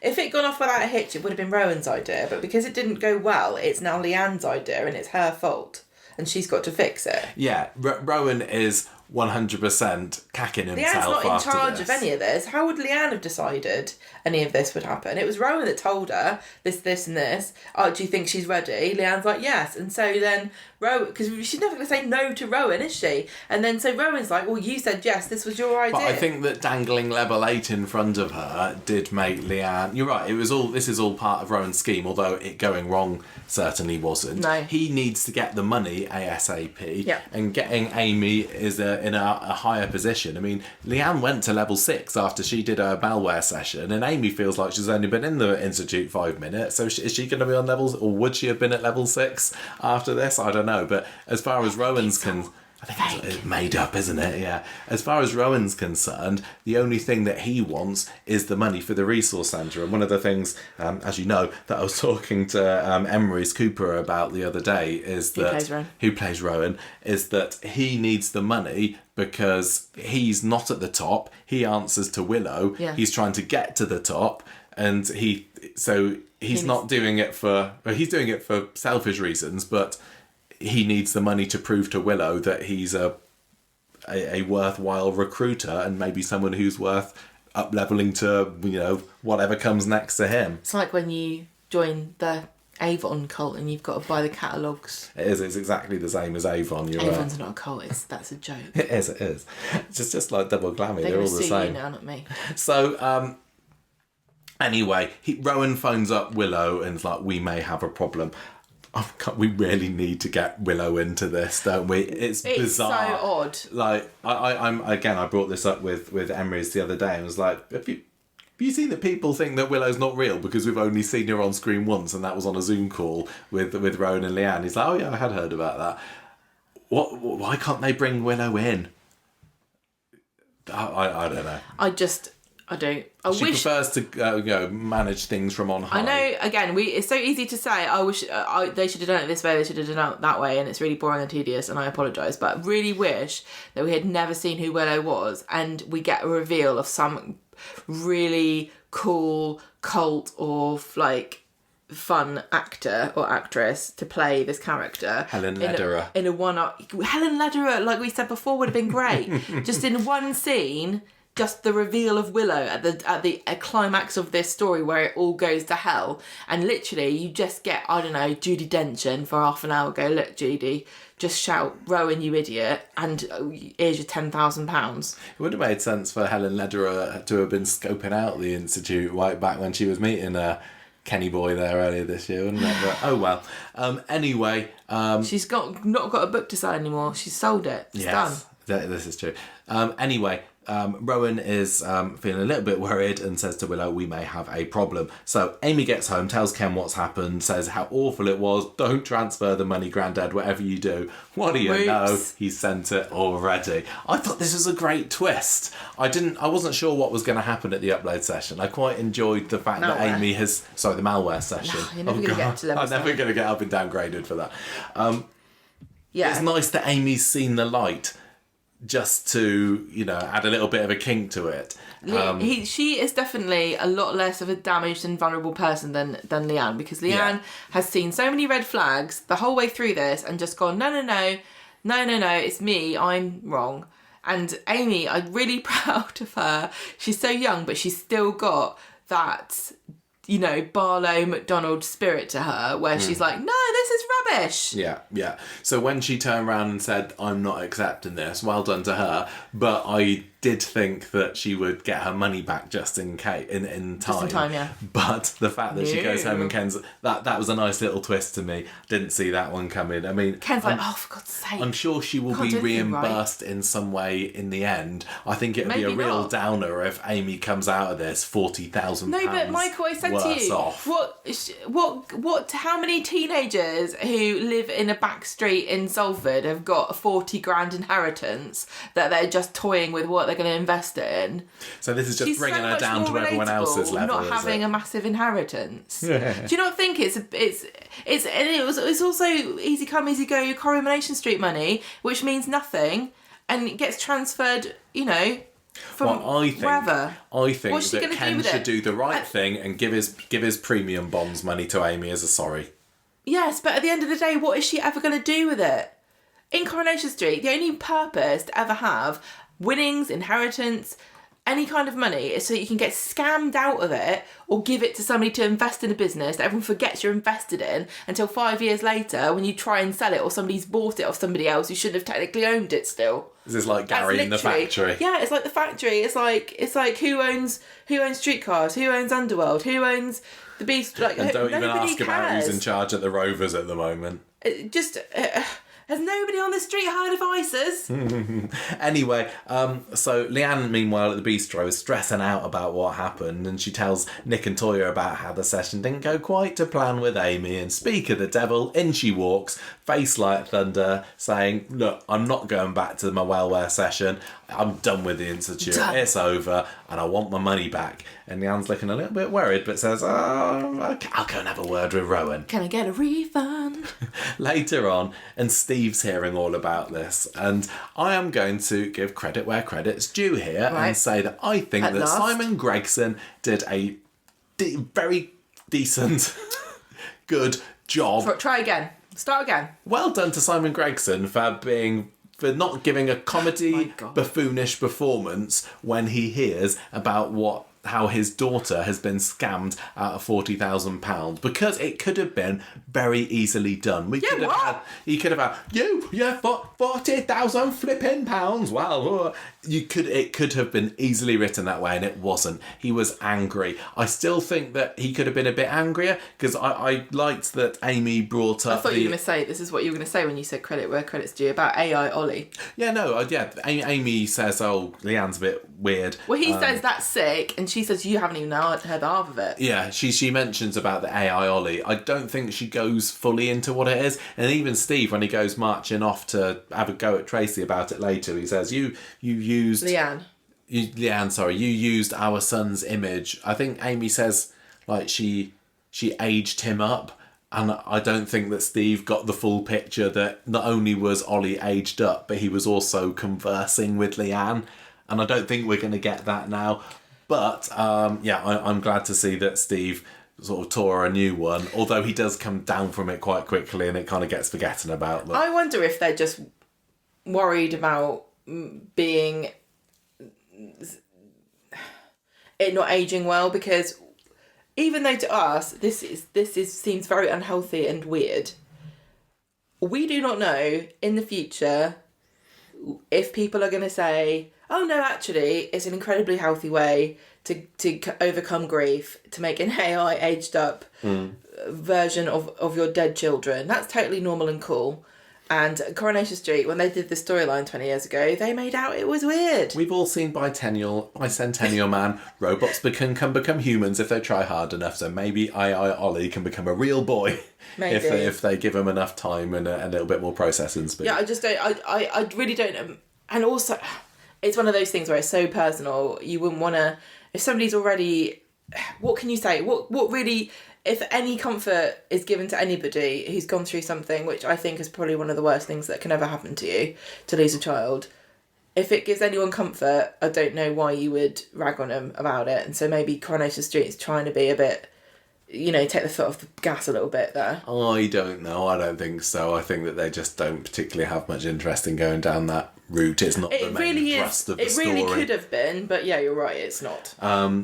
But fair play to them for letting Steve find out. I wish that we'd seen more about it on Friday, because Friday's episode, this story kind of drops off a cliff a little bit, doesn't it, to give room for Beth. Yeah. And we hear about Amy and Steve. Did they go to the police or did they threaten to go to the police? I can't remember. We'll find out when I get there in my notes. And apparently Amy's had a go about moan about the Institute on her radio show, which is apparently still a thing. But I would have liked to have seen more of Steve campaigning his crusade against Leanne in today's episode rather than just blowing off a bit of steam on Wednesday. Isn't it funny also that Toya finds one post on a forum that's slagging off the Institute and then it gets deleted immediately, but Amy's like just going on the radio going, "These bunch of idiots." Well, Rowan does try to she's not having it, though. Get Leanne to call Amy off on Friday, doesn't she? Toya's like, "I don't care anymore." They should have just sued Amy, to be honest, or the university. That would have given them a bit of money, wouldn't it? Yeah. Anyway, maybe they will do that next week. Nick finds out about everything that's been going on and tries to have a word with Leanne about it, and he says, "Well, after everything that's happened and Amy can't get her money back, it's a good job that I didn't want to invest then." And Leanne picks up on what he said there and says, "Hang on a minute, you said the bank didn't want to invest." And Nick says, "Yep, I lied." Which is brilliant. I love that. And a good job too. We'd have lost all our money otherwise. I love this. As much as I don't like, the chasm that is forming between these two, I thought that was a great moment from Nick there. Leanne's fuming and Nick says, "Rowan is not going to get away with it this time, I tell you what." And Leanne says, "Look, it wasn't Rowan. It wasn't Rowan. It was me. I was the one that asked Amy to invest because she's been manipulated into it all along." I don't understand at this point why everyone is acting as though Amy was tricked. What do you mean? She wasn't tricked, and she hasn't had her money stolen, and she's not lost her money. She's invested it like she said she wanted to, but the product that she's invested it in, she doesn't think is a good product anymore. That's not the same thing as the way everyone's reacting like she's been scammed or something, which I think she clearly has been scammed. But at this point, she's just invested her money in something she doesn't like. Yeah, and I still don't think it's completely clear whether this resource centre are they actually going to build a resource centre, or are they just taking the money for whatever the Institute does with their money. Because I mean, that's clearly what they are actually doing. What? But we're just stealing it. But I mean, again, I was talking to Emery's earlier this week, and he said, well, I think maybe Rowan would like to have his own base of operations, so maybe he does actually want to build a resource centre. We're not going to see this resource centre, are we? Though, they've got a licence here to print money. If you can convince people to give you money for this, building a resource centre is a brilliant way of just increasing your ability to reach more people. It's not crazy. Yeah. Yeah. It's no different to me, and I know this. Maybe this is going to upset people. I don't know. It's no different to me than a religion who has tithing, or you put your money in the bowl. What tangible difference does it make? It just helps them reach more people with the message that they truly believe in. Well, as far as we know from what we've seen from Rowan so far, he genuinely seems to believe it. Yeah, and because he's way back has also been taken in and fooled, I guess, by the Institute. But then that's me just trying to see the good in everyone. I just don't think Rowan's still saying to Amy, you will make your money back on this tenfold. This is a perfectly sound business investment. It's not going to be going long enough for us to see it. It's obviously going to be stolen and something terrible's going to, whatever. But at the end of the day, she's just got cold feet. Yeah. I think anyone would get cold feet. Because she's investing in what she now sees as a fairly evil operation that goes around taking people's darkest secrets and using them against them. I mean, how is that different from Avon? They're like, try this lipstick, it will last 8 hours. Does it, heck? I know your secret, your lips aren't naturally that colour. And never mind if you buy an anti-dandruff shampoo from Avon, they've got that on your record now, haven't they? They tell everybody. Right, Leanne tries to explain everything to Nick and Toya. Oh no, I've already done that scene already. Where do they get to? But if anyone's interested, by the way, I am an Avon rep. If you would like to purchase your... Right, look, we're going long on this episode as it is. People are... Go on, carry on. Tracy and Steve and Amy are at the police station later. Oh, yeah, they did do this, didn't they? Kit says, well, look, unfortunately, there's nothing that the police can do here. This is a civil matter. It's not a criminal matter. If you think that what you've invested in isn't right, well, maybe take it to the civil courts. But to be honest, you're probably going to lose a ton of money doing that, to be honest. So, I love it when the police screwed. Do this. Police do this all the time about the most random things, like... No, sorry, so somebody's living in your garden. Oh, well, it's not a criminal matter. It's a civil. What do you mean? What do you do? What laws are that? So if I stab somebody in my garden, I can be like, sorry, guys, it's not a criminal matter. It happened in private ground. Yeah, basically. What are you talking about? The police, as we know, Weatherfield Station are very, very busy at the moment. Yes. As Swain's boss. We didn't look at the credits of that guy. Oh. Was he a boss? Was he a DI? I'm not sure. Yeah, they're too busy with the Joel case at the moment to be able to deal with this. They're too busy deciding they can't do anything. Amy and Steve are told, well, nothing you can do about it. You'll just have to lump it. So Tracy, be glad you had the money to start with to be in such an exciting storyline. Yeah. Tracy, you did make sure you threw the money in the air and rolled in it on your bed before you invested it, didn't you, Amy? Otherwise, what's the point of having it? Ken's like, don't worry, I did that. Tracy updates Nick later about what's gone on, and also she says, I'm determined to get this money back. In fact, I'm going to go and see Rowan myself right now. And Nick's like, I suppose I better go with you then. So Ken, Steve, Amy later are sitting around the table at number 1, and Amy's interestingly taking the point of view that, well, Leanne doesn't know what she's doing. Everybody else is blaming Leanne, and Amy's kind of like the same side as me at the moment and saying she clearly trusts the Institute. It has done some good to her. She's a victim too. Good old Amy. Always in the good in She knows what she's about, that girl. At the hotel, Rowan is getting a bit of a telling off from Willow over the phone. We don't hear what she's saying, but he's sweating. And it's not very often that we've seen Rowan like this. Yeah. He's very good at painting a smile on and taking advantage of a bad situation and trying to manoeuvre it back into so that the ball's in his court. But he is definitely caught on the back foot here, and he's sweating. And then to make matters worse for him, Tracy and Nick stride in. Tracy's calling the Institute a scam. She wants Amy's money back, and Rowan's like, well, look, sorry, the financial side has nothing to do with me. It's not like it's sitting in my bank account. It's the finance guys at the Institute. They've got it now. What isn't he saying? You can see a lawyer if you want to. Isn't he going on about, it's our parent company companies have got it now. Yeah, Our yeah, parent yeah. companies, not we can't control what they do. The Etheric Foundation. Maybe it is. It's not. So Tracy says, right, I'm going to get a lawyer involved, I'll tell you will what. And then she chucks a glass of water in Ryan's face, just because, you know, he's been a villain on the street for a good time now and he hasn't had the baptism of booze.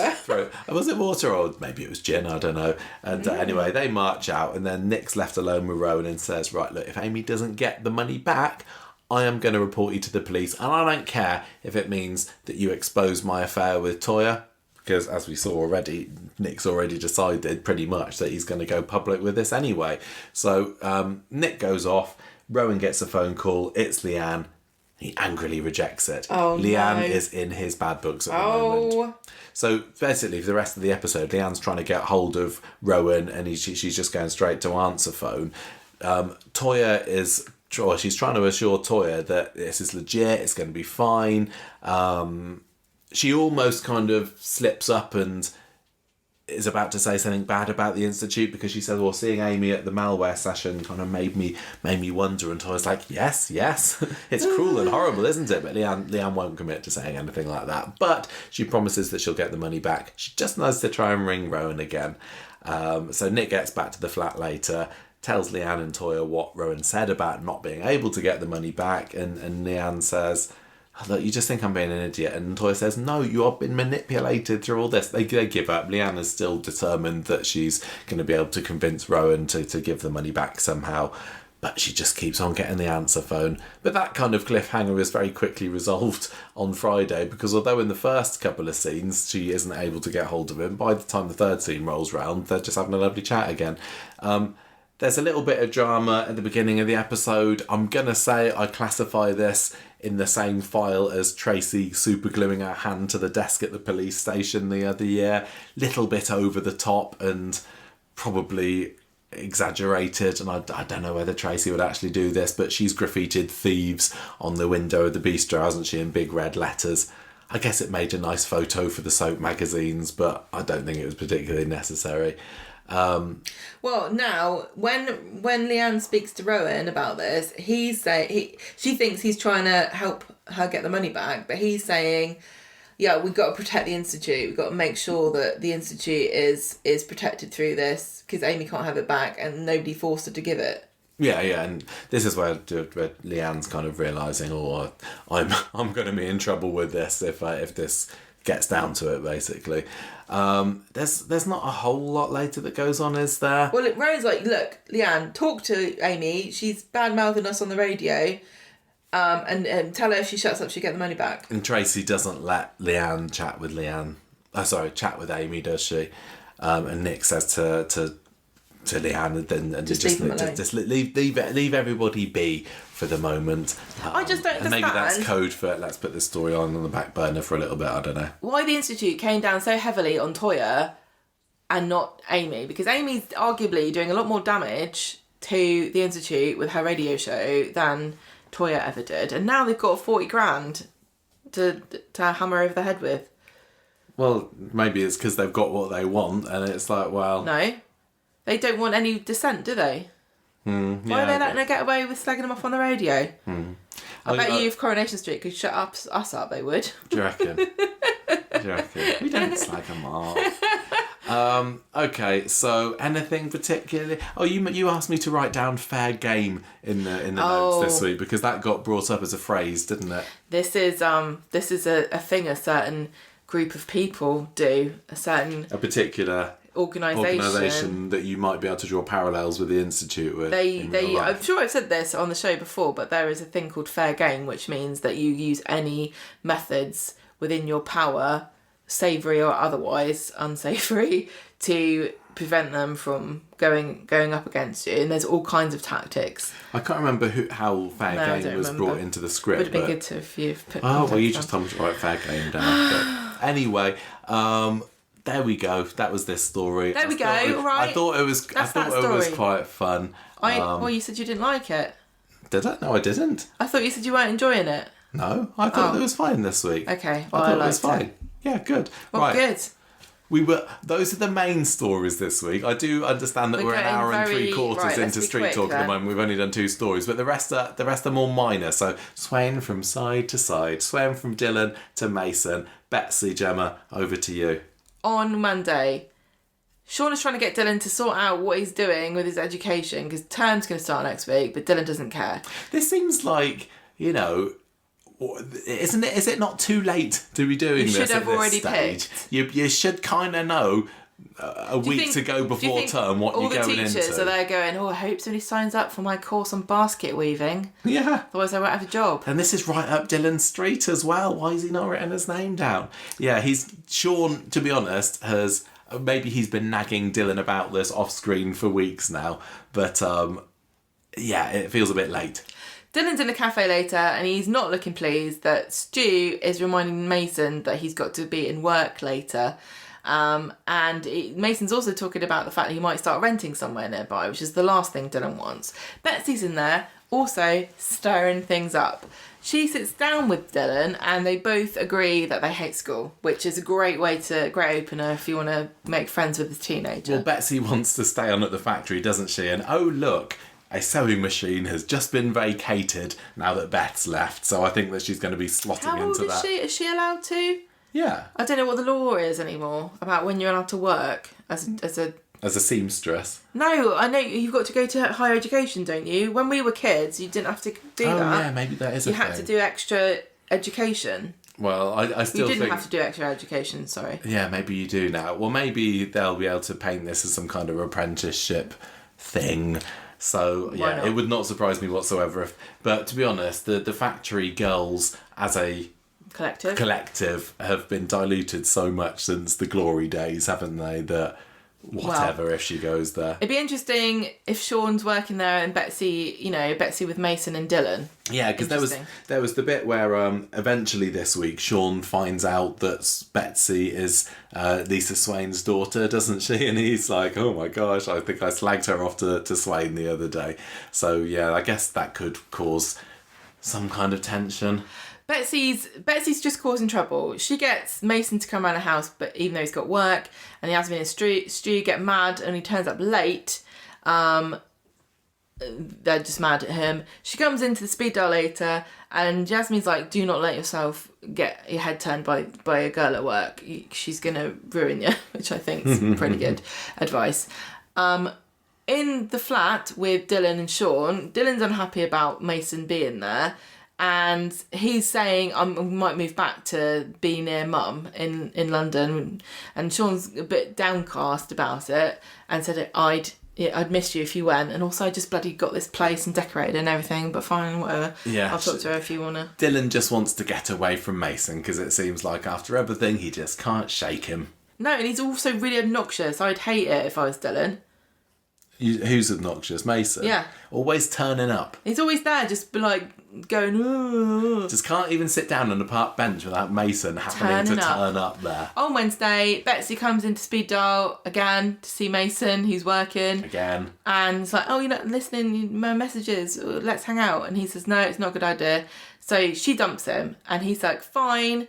And Yasmin's like, well done. Dylan goes to the factory to borrow money from Sean to go to the cinema, and Betsy asks if he's going to live in London, and he says yes, to get away from your boyfriend. And Betsy's like, oh, I've dumped him actually. And Izzy says, oh, your mum will be happy to hear that. This is where Sean's like, oh my god, it's Lisa Swain's daughter. It all makes sense. Ends the shift. Mason gets a message on his phone. He heads off, even though he told Yasmin he'd stay late. And then we see Dylan at the bus stop with Betsy later. Yeah, it wasn't more... I think I wrote down that it was a message, but I think he just saw a notification on Betsy's... Betsy's uploaded a picture of her and Dylan. I think that's what it was. And Mason's mad about it and like comes and sees them and then stomps off in a mood. And then Dylan and Betsy get the flat to themselves for the evening because Sean's at the leaving do for Beth. And she tries to say, don't go to London, I'd miss you. So, let's just pause this. This came out of nowhere, her and Dylan. That's what I thought as well. I was like, on Friday, I was like, what? I was kind of not sure whether she is really into Dylan. I mean, we see this kiss on Friday, don't we? When she's there on the bench with Dylan, she clocks Mason walking up to them, and then that's when she goes full throttle with her tongue down Dylan's throat. But then at other times during the week, it felt like there maybe is some kind of genuine affection from her to Dylan. Is she just really needy? Is she just on the rebound? Is she just doing it to pee off Mason, or is there something about Dylan that she likes? Because Dylan seems a bit. I don't think that he's her type. Even when she comes around the flat, she wants some vodka, doesn't she? And he's like, "Can we have some cans of Coke?" I don't get what she would like about him or what he would like about her. No, Betsy in this particular aspect of the storyline really feels like a bit of a throwback, and it's always annoyed me how young women and teenage girls get portrayed sometimes as like sexually aggressive and overly confident towards men. There's always a scene in, like, you know, a 90s film where the guys spent the whole movie bumbling about trying to win the girl's heart, and then she kind of just comes over and kisses him and then walks off. There are so many tropes like that. Even in Disney films, there'll be a big hunky man and then a woman will just walk up and kiss him on the cheek, and he'll be like, oh, and then wander off behind her. You know, Betsy's being like this. Why is it just taken for granted that Dylan and Mason both are interested in her? I don't that much. I mean, and where does she get this confidence from too? Because I think most teenage girls do not have this kind of confidence. I don't know. I think that enough do. What we've been... Okay, I'm just going to say I've been a teenage girl, and I think lots of people listening have been teenage girls who are now women and would say that this kind of trope is actually really super harmful and a bit gross. Like this idea of these sexually confident women. And this is what makes incels too, because men watch this stuff and believe that it's true and wonder where the women are and why they aren't falling all over them. Yeah. Do you see what I mean though? Yeah, I suppose I've not actually had any real life experience. Can you see this trope though? Do you know what I mean about this kind of... This woman who exists only as some very sexy lady. She hasn't got a personality, but her only job in any fiction in a fictional, you know, work of art is to entice the man and come onto him aggressively. Mm. Where does this come from? This doesn't happen. It hasn't happened to me, I'll tell you that. I don't get why Dylan is so interested in Betsy, because he seems very accepting of the fact that this girl... That's my point. Who'd mere days ago been bonking his mortal enemy. Is this some kind of, you know, victory for him to say, haha, my nemesis, now I have your girl? Because is he not suspicious at all about this woman? I would think that, you know, I wouldn't want to be going out with somebody who's been locking lips with the enemy and other body parts. It's not just even that, it's that it's friends with somebody who's a really bad person. Why would you think that she would have the sort of personality where she would like Mason but also like Dylan? I suppose that we have seen earlier this year and late last year Dylan, you know, wanting to hang around with the cool kids. Like, that's why he was attracted to Mason before. He thought that, you know, there would be some sort of status from being a bad guy with Mason, and maybe he thinks, you know, if I go out with Betsy, people won't touch me and they'll think that I'm cool, because he's, I guess for the last few months now, had to live with the off-screen reputation that he's a bit of a dork. He dobbed Mason in. He's just a bit of a wet blanket, and this is his way of saying, oh yeah, well, you know, I've got Betsy Swain on my arm. I'm just as cool as you. But I personally, I would think that he wouldn't want to be going out with her, and if he really thought about it, and Sean brings it up on Friday, doesn't he? He's like, look, you two watch out, I've got my eye on you. I would have thought that Sean should be saying, what the hell are you doing? That's Mason. Is Betsy on the rebound? Is Dylan just happy to have any woman that comes his way? But also, it's like, look, you've had a problem with this guy Mason. Do you think going out with his girlfriend's going to make it better or not? Even from that perspective, it doesn't make any sense. I get what they're doing. I know that Betsy's, you know, comes from a long line of Coronation Street man-eaters, and she's a minx and mischief maker and blah, blah, blah. And she is very pretty, and I guess she would be confident if you were that pretty, but it's unfortunate that it's just part of a massive trope that just feels really dated to me as somebody that, watched my fair share of rom-coms. And as somebody who has seen their fair share of young, blonde Coronation Street ne'er-do-wells, I'm still kind of thinking, Betsy come in and she's siding with the bad guy, but don't worry, she'll be rehabilitated soon. And it usually works. Yeah, exactly. It usually works, but I'm still at the same time thinking I still haven't grown to love Lauren. And they've clearly tried to go through exactly the same route with Lauren, make her a bit of a mardy cow, and then have something go wrong with her, and then the audience are all supposed to fall in love with her. Is this going to happen with Betsy? Is she going to come in like this and eventually she'll be the perfect girlfriend for Dylan? I don't know. It just feels like they dropped all of Kelly Nealon's script and then they shuffled it into... It totally feels like they had like a 5-year plan for Kelly Nealon and then had just kind of scrabbling. What? Blondes are the same, just put another one in. Yeah. Right, so on Friday, Dylan's back to thinking about sacking off sixth form, and Sean knows this Betsy's fault and warns him off. And Betsy's pulling a sickie from work, and Betsy... What? Oh yeah, I just wrote that down because that was Swain and Carla have a chat, don't they? Or Swain and somebody have a chat about the fact that Betsy's been hanging around with Dylan and being a bad influence on him. Dylan finds Betsy avoiding her mum in Victoria Gardens, so they sit down and she sees Mason come in, so she kisses Dylan. And Mason's like, oh no! And gets annoyed. And then she goes to speed dial to wind him up even further. And Mason doesn't want to speak to her, and she admits she was trying to make him jealous. But then when she's left alone, within sight of everybody in the restaurant, she steals something out of a customer's bag and puts it in Mason's coat. The lady finds out that her purse is missing and decides that she's going to blame Yasmin and Stu and give them a bad review. And get the police involved as well. Bonkers woman. And so Stu says, did you steal it? And Mason says, no. Then he puts his hand in his pocket and finds it. And then rather than saying, oh, what's this? He takes it out. He takes it out and then leaves the restaurant. Well, he goes in... Any semblance of innocence you had, Mason, is now gone because you've got this stolen property. He doesn't think like an innocent person, does he? Because he's not. He storms over to Dylan and Betsy and accuses them, because he's right. Yeah. You put this in my bag.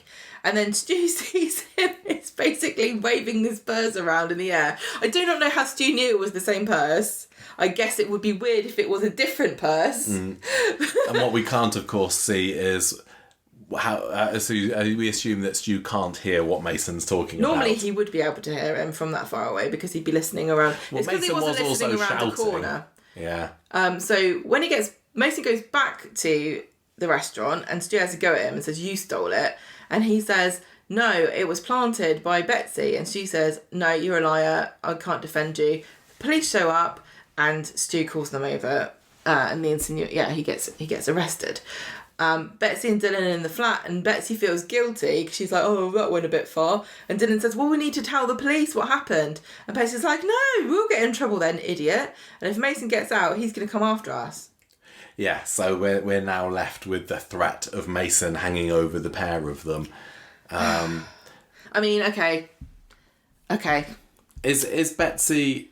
Yeah, I do. Is she just doing this to try and get Mason's attention because she does fancy him still? I just don't get what Betsy would see in Dylan. She's just pure chaos, this girl, isn't she? With no real motivation. It certainly makes sense if she's trying to make Mason jealous by going out with Dylan, and this, trying to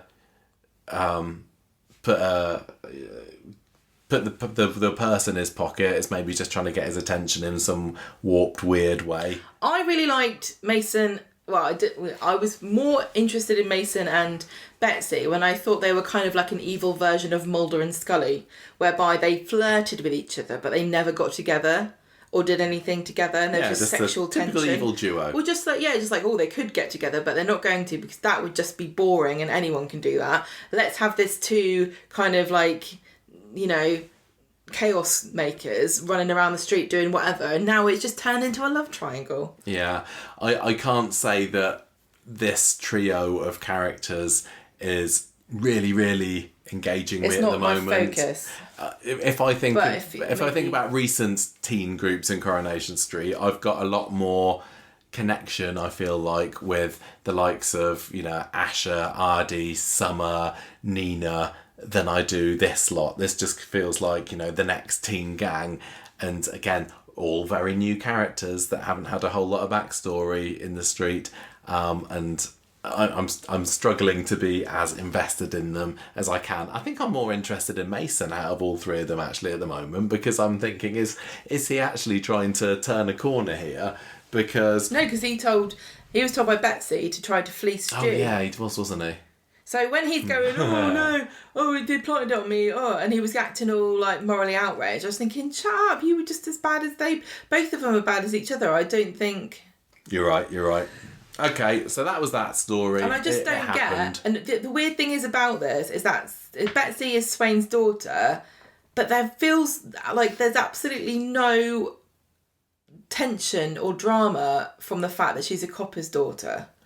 It's what if my mum finds out? Swain doesn't seem to care or notice what Betsy's up to. Betsy do have that scene in the cafe, don't they? She's Swain like, and I'm a Betsy. terrible mum because I don't know what's going on with my kid. It's like, well, I'm not going to judge you because you're a character in a soap, so you're not real. But you generally don't seem to like even care that she's mixed up with Joel and she would have evidence. This is the other thing that's boggling my mind. They're like, oh, no evidence about Joel. What about your own daughter who literally had bruises the other week? Doesn't make any sense. You're telling me that a copper's daughter is not a good witness to something? That seems wrong to me somehow. I just think that there would be so like if you say, oh yeah, there's a copper on the street and her daughter's a petty thief and a criminal and a blackmailer, and you would expect there to be more scenes of Betsy and Swain in some kind of cat and mouse thing where Swain knows she's up to something and she can't ever catch her out. But there's nothing. Just every so often Swain will turn up and go, you better not have been doing something wrong. And Betsy's like, no. Get in the car. Or, oh, Mum, you're always moaning at me. You could have that with any two mother and daughter characters, couldn't you? Yeah. It just seems like a weird choice to create a potential for something and then just never do anything with it. I'm sure they will do. I just feel like, again, there's so many missed opportunities. So far. Speaking of Swain, she was certainly the character, the flavour of today's episode. It felt like every other scene. It was Swain flavoured. Yeah. Sniffing about somewhere, but it starts on Wednesday. To find clues. Wednesday's episode, it was more Dee Dee and a variety of scenes showing that she still she still can't drop this whole Joel case, which has been one episode or so that we've not had anything of it, but Adam's trying to get her to focus more on what they should actually be working on in the lawyer's office, which is some guy who wants to get them involved in some California lawyer. Whenever they start getting the legal jargon out, I'm like, whatever. But basically, because Dee Dee was over in LA for a bit, she's perfect for this client that has got some kind of LA legal thing that he needs their help with. But when he turns up at the office later, Dee Dee's not here. So he's understandably arsey about the fact that this hotshot LA expert lawyer isn't about. She's the only one in 500 miles who knows a thing about California contract law, and she's not there. Exactly. This is not why I come to Barlow Legal Services in Weatherfield. No. But she turns up later. The guy's gone by this point, but Adam gives her a bit of a telling off, but it's okay because she's managed to magic up some paperwork which is apparently going to solve all this client's problems, and apparently it does. So she may well be off hunting Joel, but she's also got her eye on the ball as well. She's just written, no, you. That's a. And the guy in California's like, God damn it! How can I argue against this? That Dee Dee Bailey, I knew she was a hotshot, but I thought she'd left the game. Oh, I've got one. I'm going to write back and say, I know you are, but what am I? That'll show her. And then on Friday she's like, God damn it! Anyway, we don't hear about this again, I don't think, for Friday. Case is closed. Case closed. Friday, this is when we start off with this inside police station set, and we were both like, oh, what? Is this new? This is new. At first I thought, have they kind of dressed up one of the offices inside the Coronation Street building, but before very long, it's like, oh no, this is a set. But I thought it was a really nicely dressed set. It looked very busy. It did look real, a bit like Sean's set. Yeah. There's lots to kind of catch your eye. That's true. And it felt lived in. Here's the question. There wasn't an inch of whiteboard that hadn't been scribbled over with something or other. Like question I was mark. just looking for the map looking for the map with the pictures of all the suspects joined together by a string, but that must be on the fourth wall. Yeah. What have they taken down to put this in? What? What set have they taken down? Well, yeah, new sets don't materialise themselves out of nowhere, do they? So the thing is, there are so many sets. Once you make a set, you got to use it because they cost money, and so this is my worry. Okay, great. So there's going to be more police scenes. We could have guessed this. This is exactly my worry, and my excitement about seeing a new set was fairly quickly taken over by the realisation that, we're going to have a load more police station scenes, aren't we? This police station has now got, office rooms. There's a soft interview room. There's a hard interview room. I don't know what the name one's called. There's a good cop room and there's a bad cop room. There's a lobby. There's cells. There's even a booking area, which you don't see very often, but I don't imagine they've moved that. So there's like 5 or 6 separate sets for this one police station in a show that, and I know we sometimes forget this, is not a police procedural drama. I know. And it's lovely that we don't have all these scenes happen in the lobby where they wouldn't normally happen, but it does make me worry that it's just going to get more and more policey. And for me, and I'm sure I'm not alone here, that's not what Coronation Street is about. But again, like I said earlier, if they, I wanted her to have a home set. Yeah. If this is what we got instead of a home set, it's a bit disappointing. I don't know. And I also wonder who they got rid of. I mean, it's not like they got rid of Beth's flack. She never had one. Yeah, is this... I mean, maybe it'll end up being like the medical centre or the community centre, which we do only see a couple of times a year. But we've known Coronation Street and the way that they're going for long enough to see we're going to get a lot of use out of this room, aren't we? I just want to see more people having their breakfast. I know. Do you think they get sorry,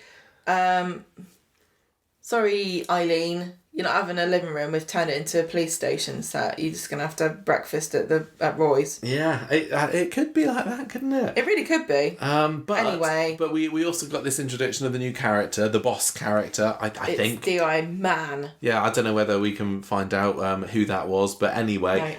Gemma's not going to look for it. But anyway, he's telling her that we need to give up on this Joel case. We've made a lot of mistakes with it. We've only got so many resources. This has been going on for months now. He's like, listen, Lisa, we've only just got this office. We had someone coming in complaining about the Institute's stealing £40,000 off them the other day, and we had to turn them away just because of your bloody Joel case has taken up all of our resources. And we've only got 2 coppers now. See, what I want them to do is to get Abney and McKinnon. They don't even have to give them lines. Just have them sitting there because just have them doing it. Tap, tap, tap. This is we've all seen the bill, and we've seen places like this. They're usually at a buzz, a hubbub of busy police officers, aren't they? Yeah. And what do we get today? 2 people.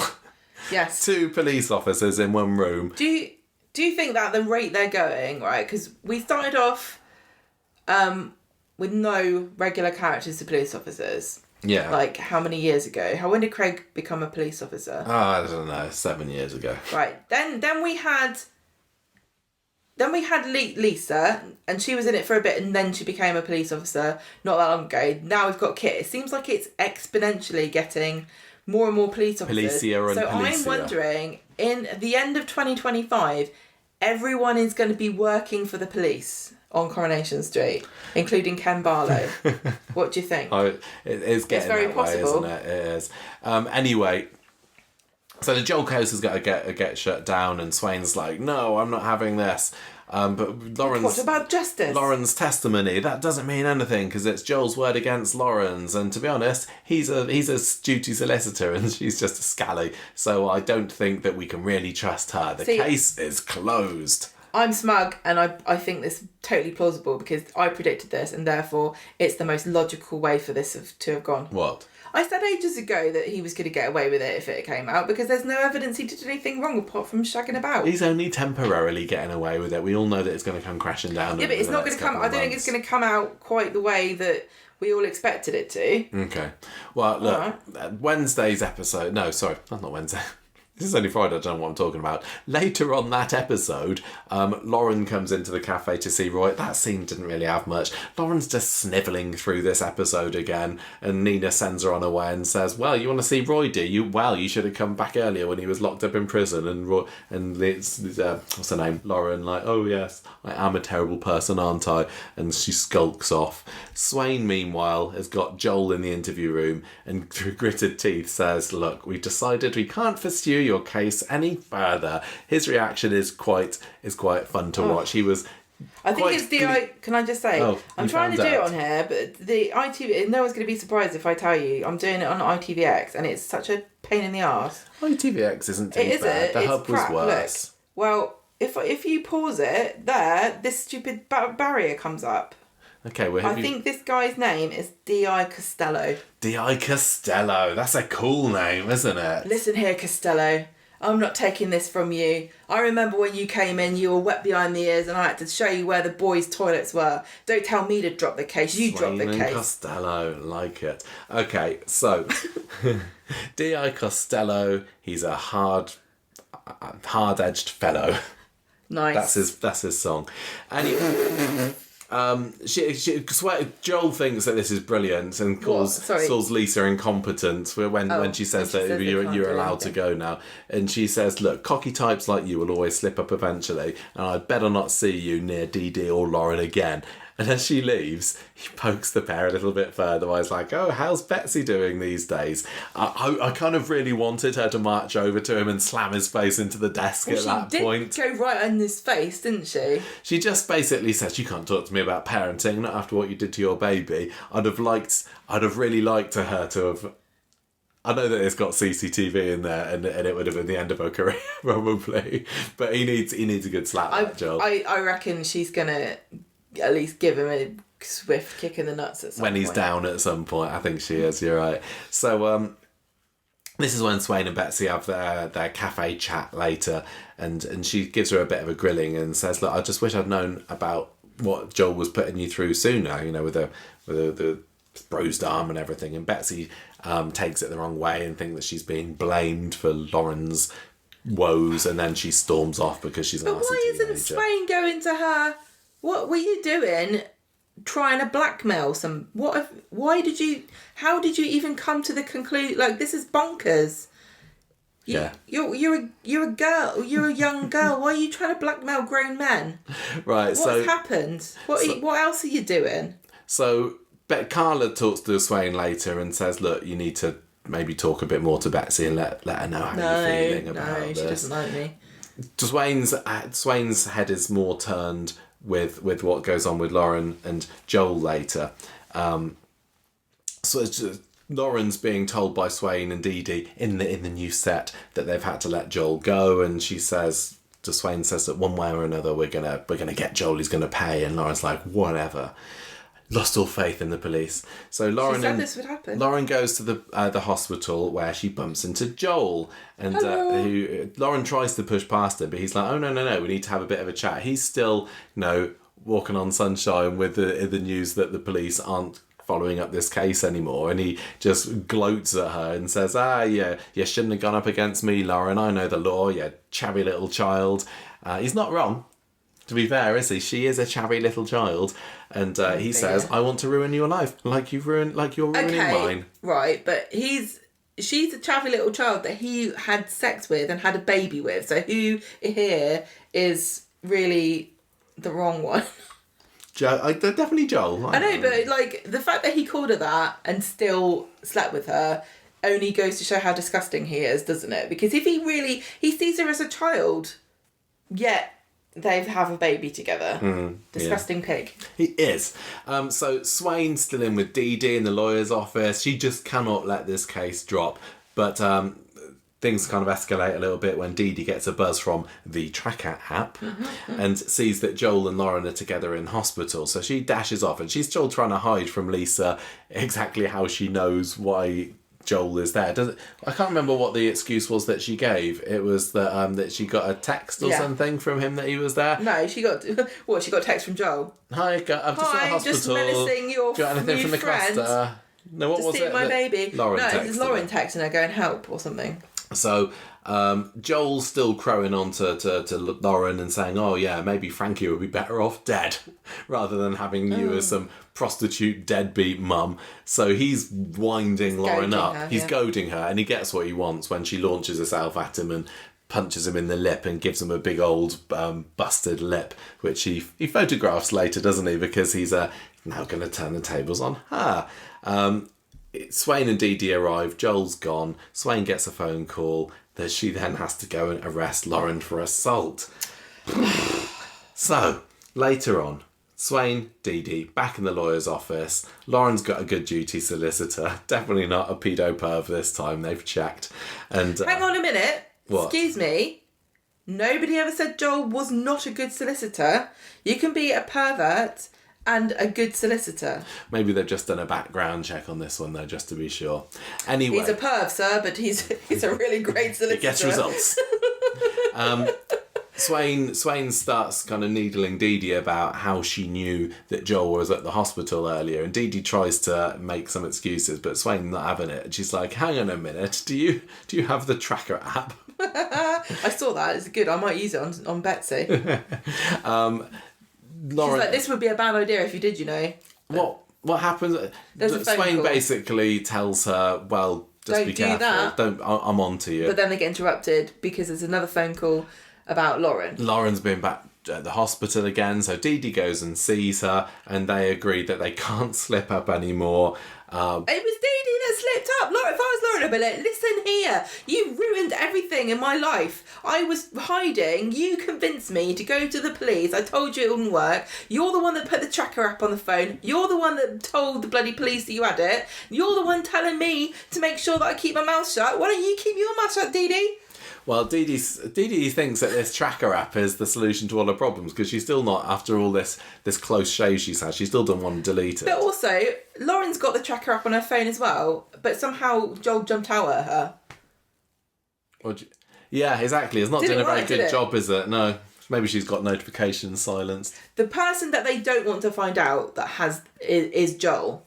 I thought that in the scene at the end when we saw him on his phone and he was photographing himself, I thought that would be the scene when he realises that he's got the tracker app on his phone, but it wasn't. He hasn't worked it out yet. No, he's just phoning his friend Gerard, who specialises in family law, and says, I've got a case for you and it's one I intend to win.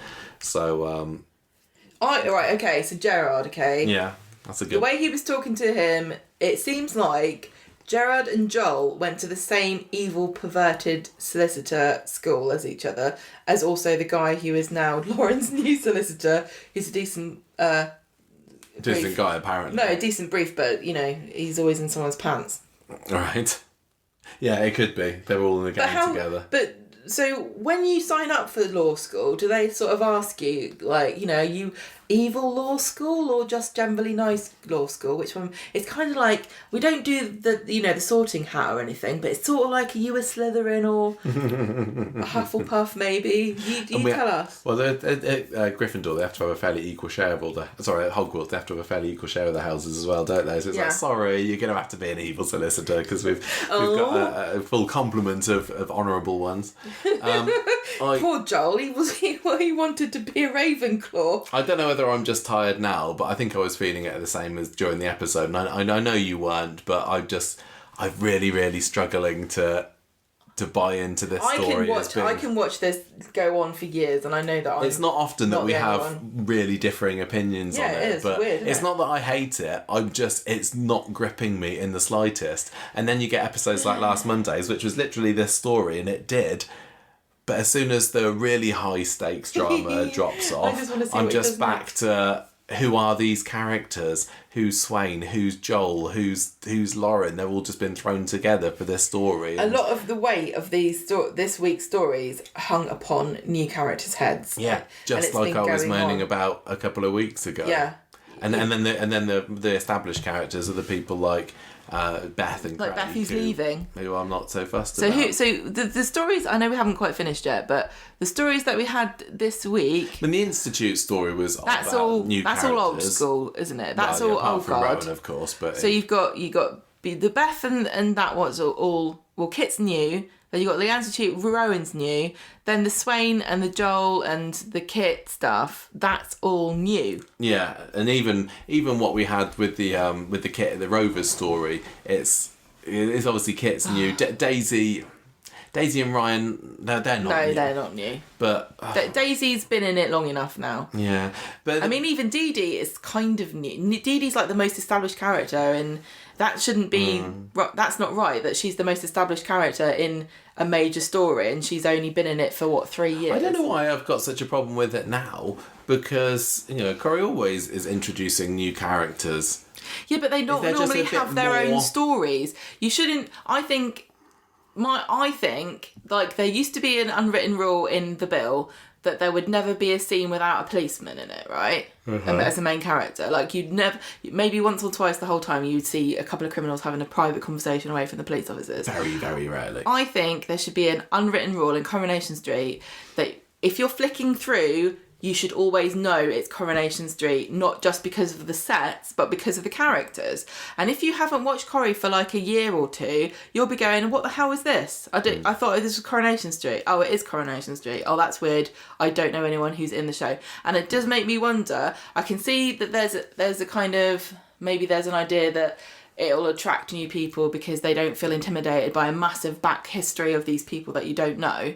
But equally, it's going to put you off because you're like, I don't want to know about what Betsy and Mason are doing. I want to see where Rita is. I haven't seen Jenny for ages. I actually do want to know what Asha's doing with her paramedic training. Yes!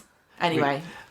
So just very quickly for the flat tyre Kit story. Is this me? I don't know. Well, go quick. Basically, Kit's getting himself too involved in Ryan and Daisy's situation. They're supposed to be going off on a date night, and he kind of third wheels himself into it, which Ryan doesn't mind, but Daisy says, like, I don't trust this Kit. He's a dodgy copper. I'm sure there's some overlap here with what's going on with Craig, but never mind. So Daisy tells Daniel about Kit being a third wheel. Well, let's not go for it quite as let's just give the basics. I don't really remember about what happens with this, to be honest. He's basically moving in. He's moved into the Rovers, and he's worried that he's making things uncomfortable, so he might move into Red Bank, but he doesn't really care, does he? And Daisy and Jenny are talking about it, and Daisy's annoyed at how Kit had been putting his oar in, and Ryan doesn't seem to get it, does he? He seems to kind of like him. Yeah, Jenny puts her foot in it a little bit whilst she's egg peeling in that scene by bringing up the fact that the flat that Kit must be moving into must be the one that Daisy and Daniel were once sharing. Little does she know that Ryan comes in and hears this, and he does not need a reminder that Daisy and Daniel used to be a thing. And then Ryan suggests that he takes Kit's room as Kit's moving out. Oh, in the Rovers, and Daisy's like, this is too soon for me. I'll help you look for somewhere else. Yeah, Daisy says, we've only been going out 6 months. That's too soon. Sorry, in Coronation Street world, 6 months is a lifetime. 6 months is just enough time for you to start showing, if you know what I mean. Why is Daisy so... Yeah, is she going off Ryan? She's going cold feet.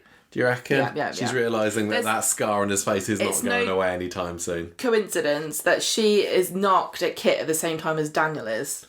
Yes, they're going to bond together in much the same way as Nick and Toya came together through mutual dislike of Rowan. Then Daisy and Daniel's hatred of Kit will also maybe bring them back together again. Hell, Brent on Stefan. Brent.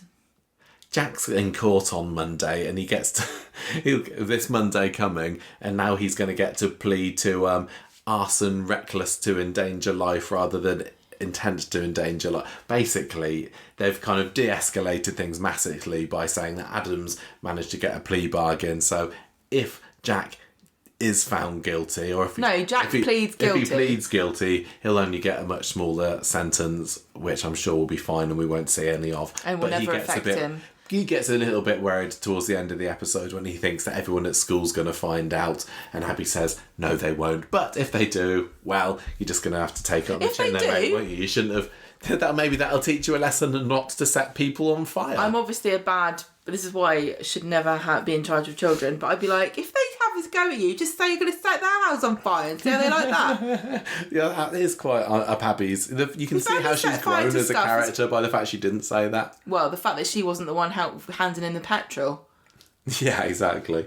Okay, well, that's rather... Let's be clear, though. She was going around his house to try to intimidate him. I know. That rather hasty end to Street Talk does signal the fact that we have now reached the end of everything that happened this week. That was some a of marathon. those stories there wasn't a whole lot. But we still managed to spin it out, didn't we? I'm not going to lie. I wasn't mega gripped by a whole lot of what was going on screen this week. I enjoyed the Institute stuff to some extent, but there's still the spectre of Nick and Toya there dragging it down a little bit for me. There wasn't a whole lot else that I really, really loved, so I'm going to give this 3 peeled eggs out of 5. You stole my peeled eggs idea. Sorry. I will say there doesn't seem to be an end in sight for many of these stories, but I'm sure that the end will come out of kind of nowhere. Like, if the Institute story ends next week, I wouldn't be surprised. But if it lasts another 6 months, I also wouldn't be surprised. And similarly with the Joel story, because it just feels like they can string this out as long as they want. Don't you think? Yeah, I know what you mean. I was quite surprised and a little bit disappointed that we didn't get much Tyrone when I didn't even write it down in the end. But there was a bit on Monday's episode where Fizz is worried that Alina's going to get in between them, and then he says at the end of the episode, don't worry, it's not going to get in between us. They kind of put it to bed a little bit, haven't they? But that, I think a little bit more of that and maybe a little bit less of some of the police stuff might have helped elevate this week for me. But yeah, 3 peeled eggs out of 5. I liked it a little bit more than you did, so I'm going to give this 3.5 mates called Jared who went to evil law school out of 5. Okay, fine. Character of the week. Do you think he's the Goblin King? Do you think he's going to turn up with his... absolutely. Like, playing with his balls? What? like David Bowie in Labyrinth. Chinese worry balls. Character of the week? The egg. No, we need an actual human being. I think I'll probably say Amy, just because I was kind of proud of her for seeing the Institute for what they really were. Standing up for herself. And realising that standing in the middle of a circle where people shout insults at you isn't really an okay thing to happen. I'm going to give it to the person who worked at the bank that managed to get that transfer going in an hour. That was brilliant work. Well done. No, I'm gonna veto that one, Gemma. You actually need to give a character. I don't. Not Jared. No. No. Who did you like watching? Beth. I'll give it to Beth. See it, Beth. It's your last chance, love. You were a good character. 13 years, a long time. You lasted a long time, and I think that you've had some good stories. And we will say more when we do a character. Yeah, we're going to talk more about her, and she could be character of that week as well.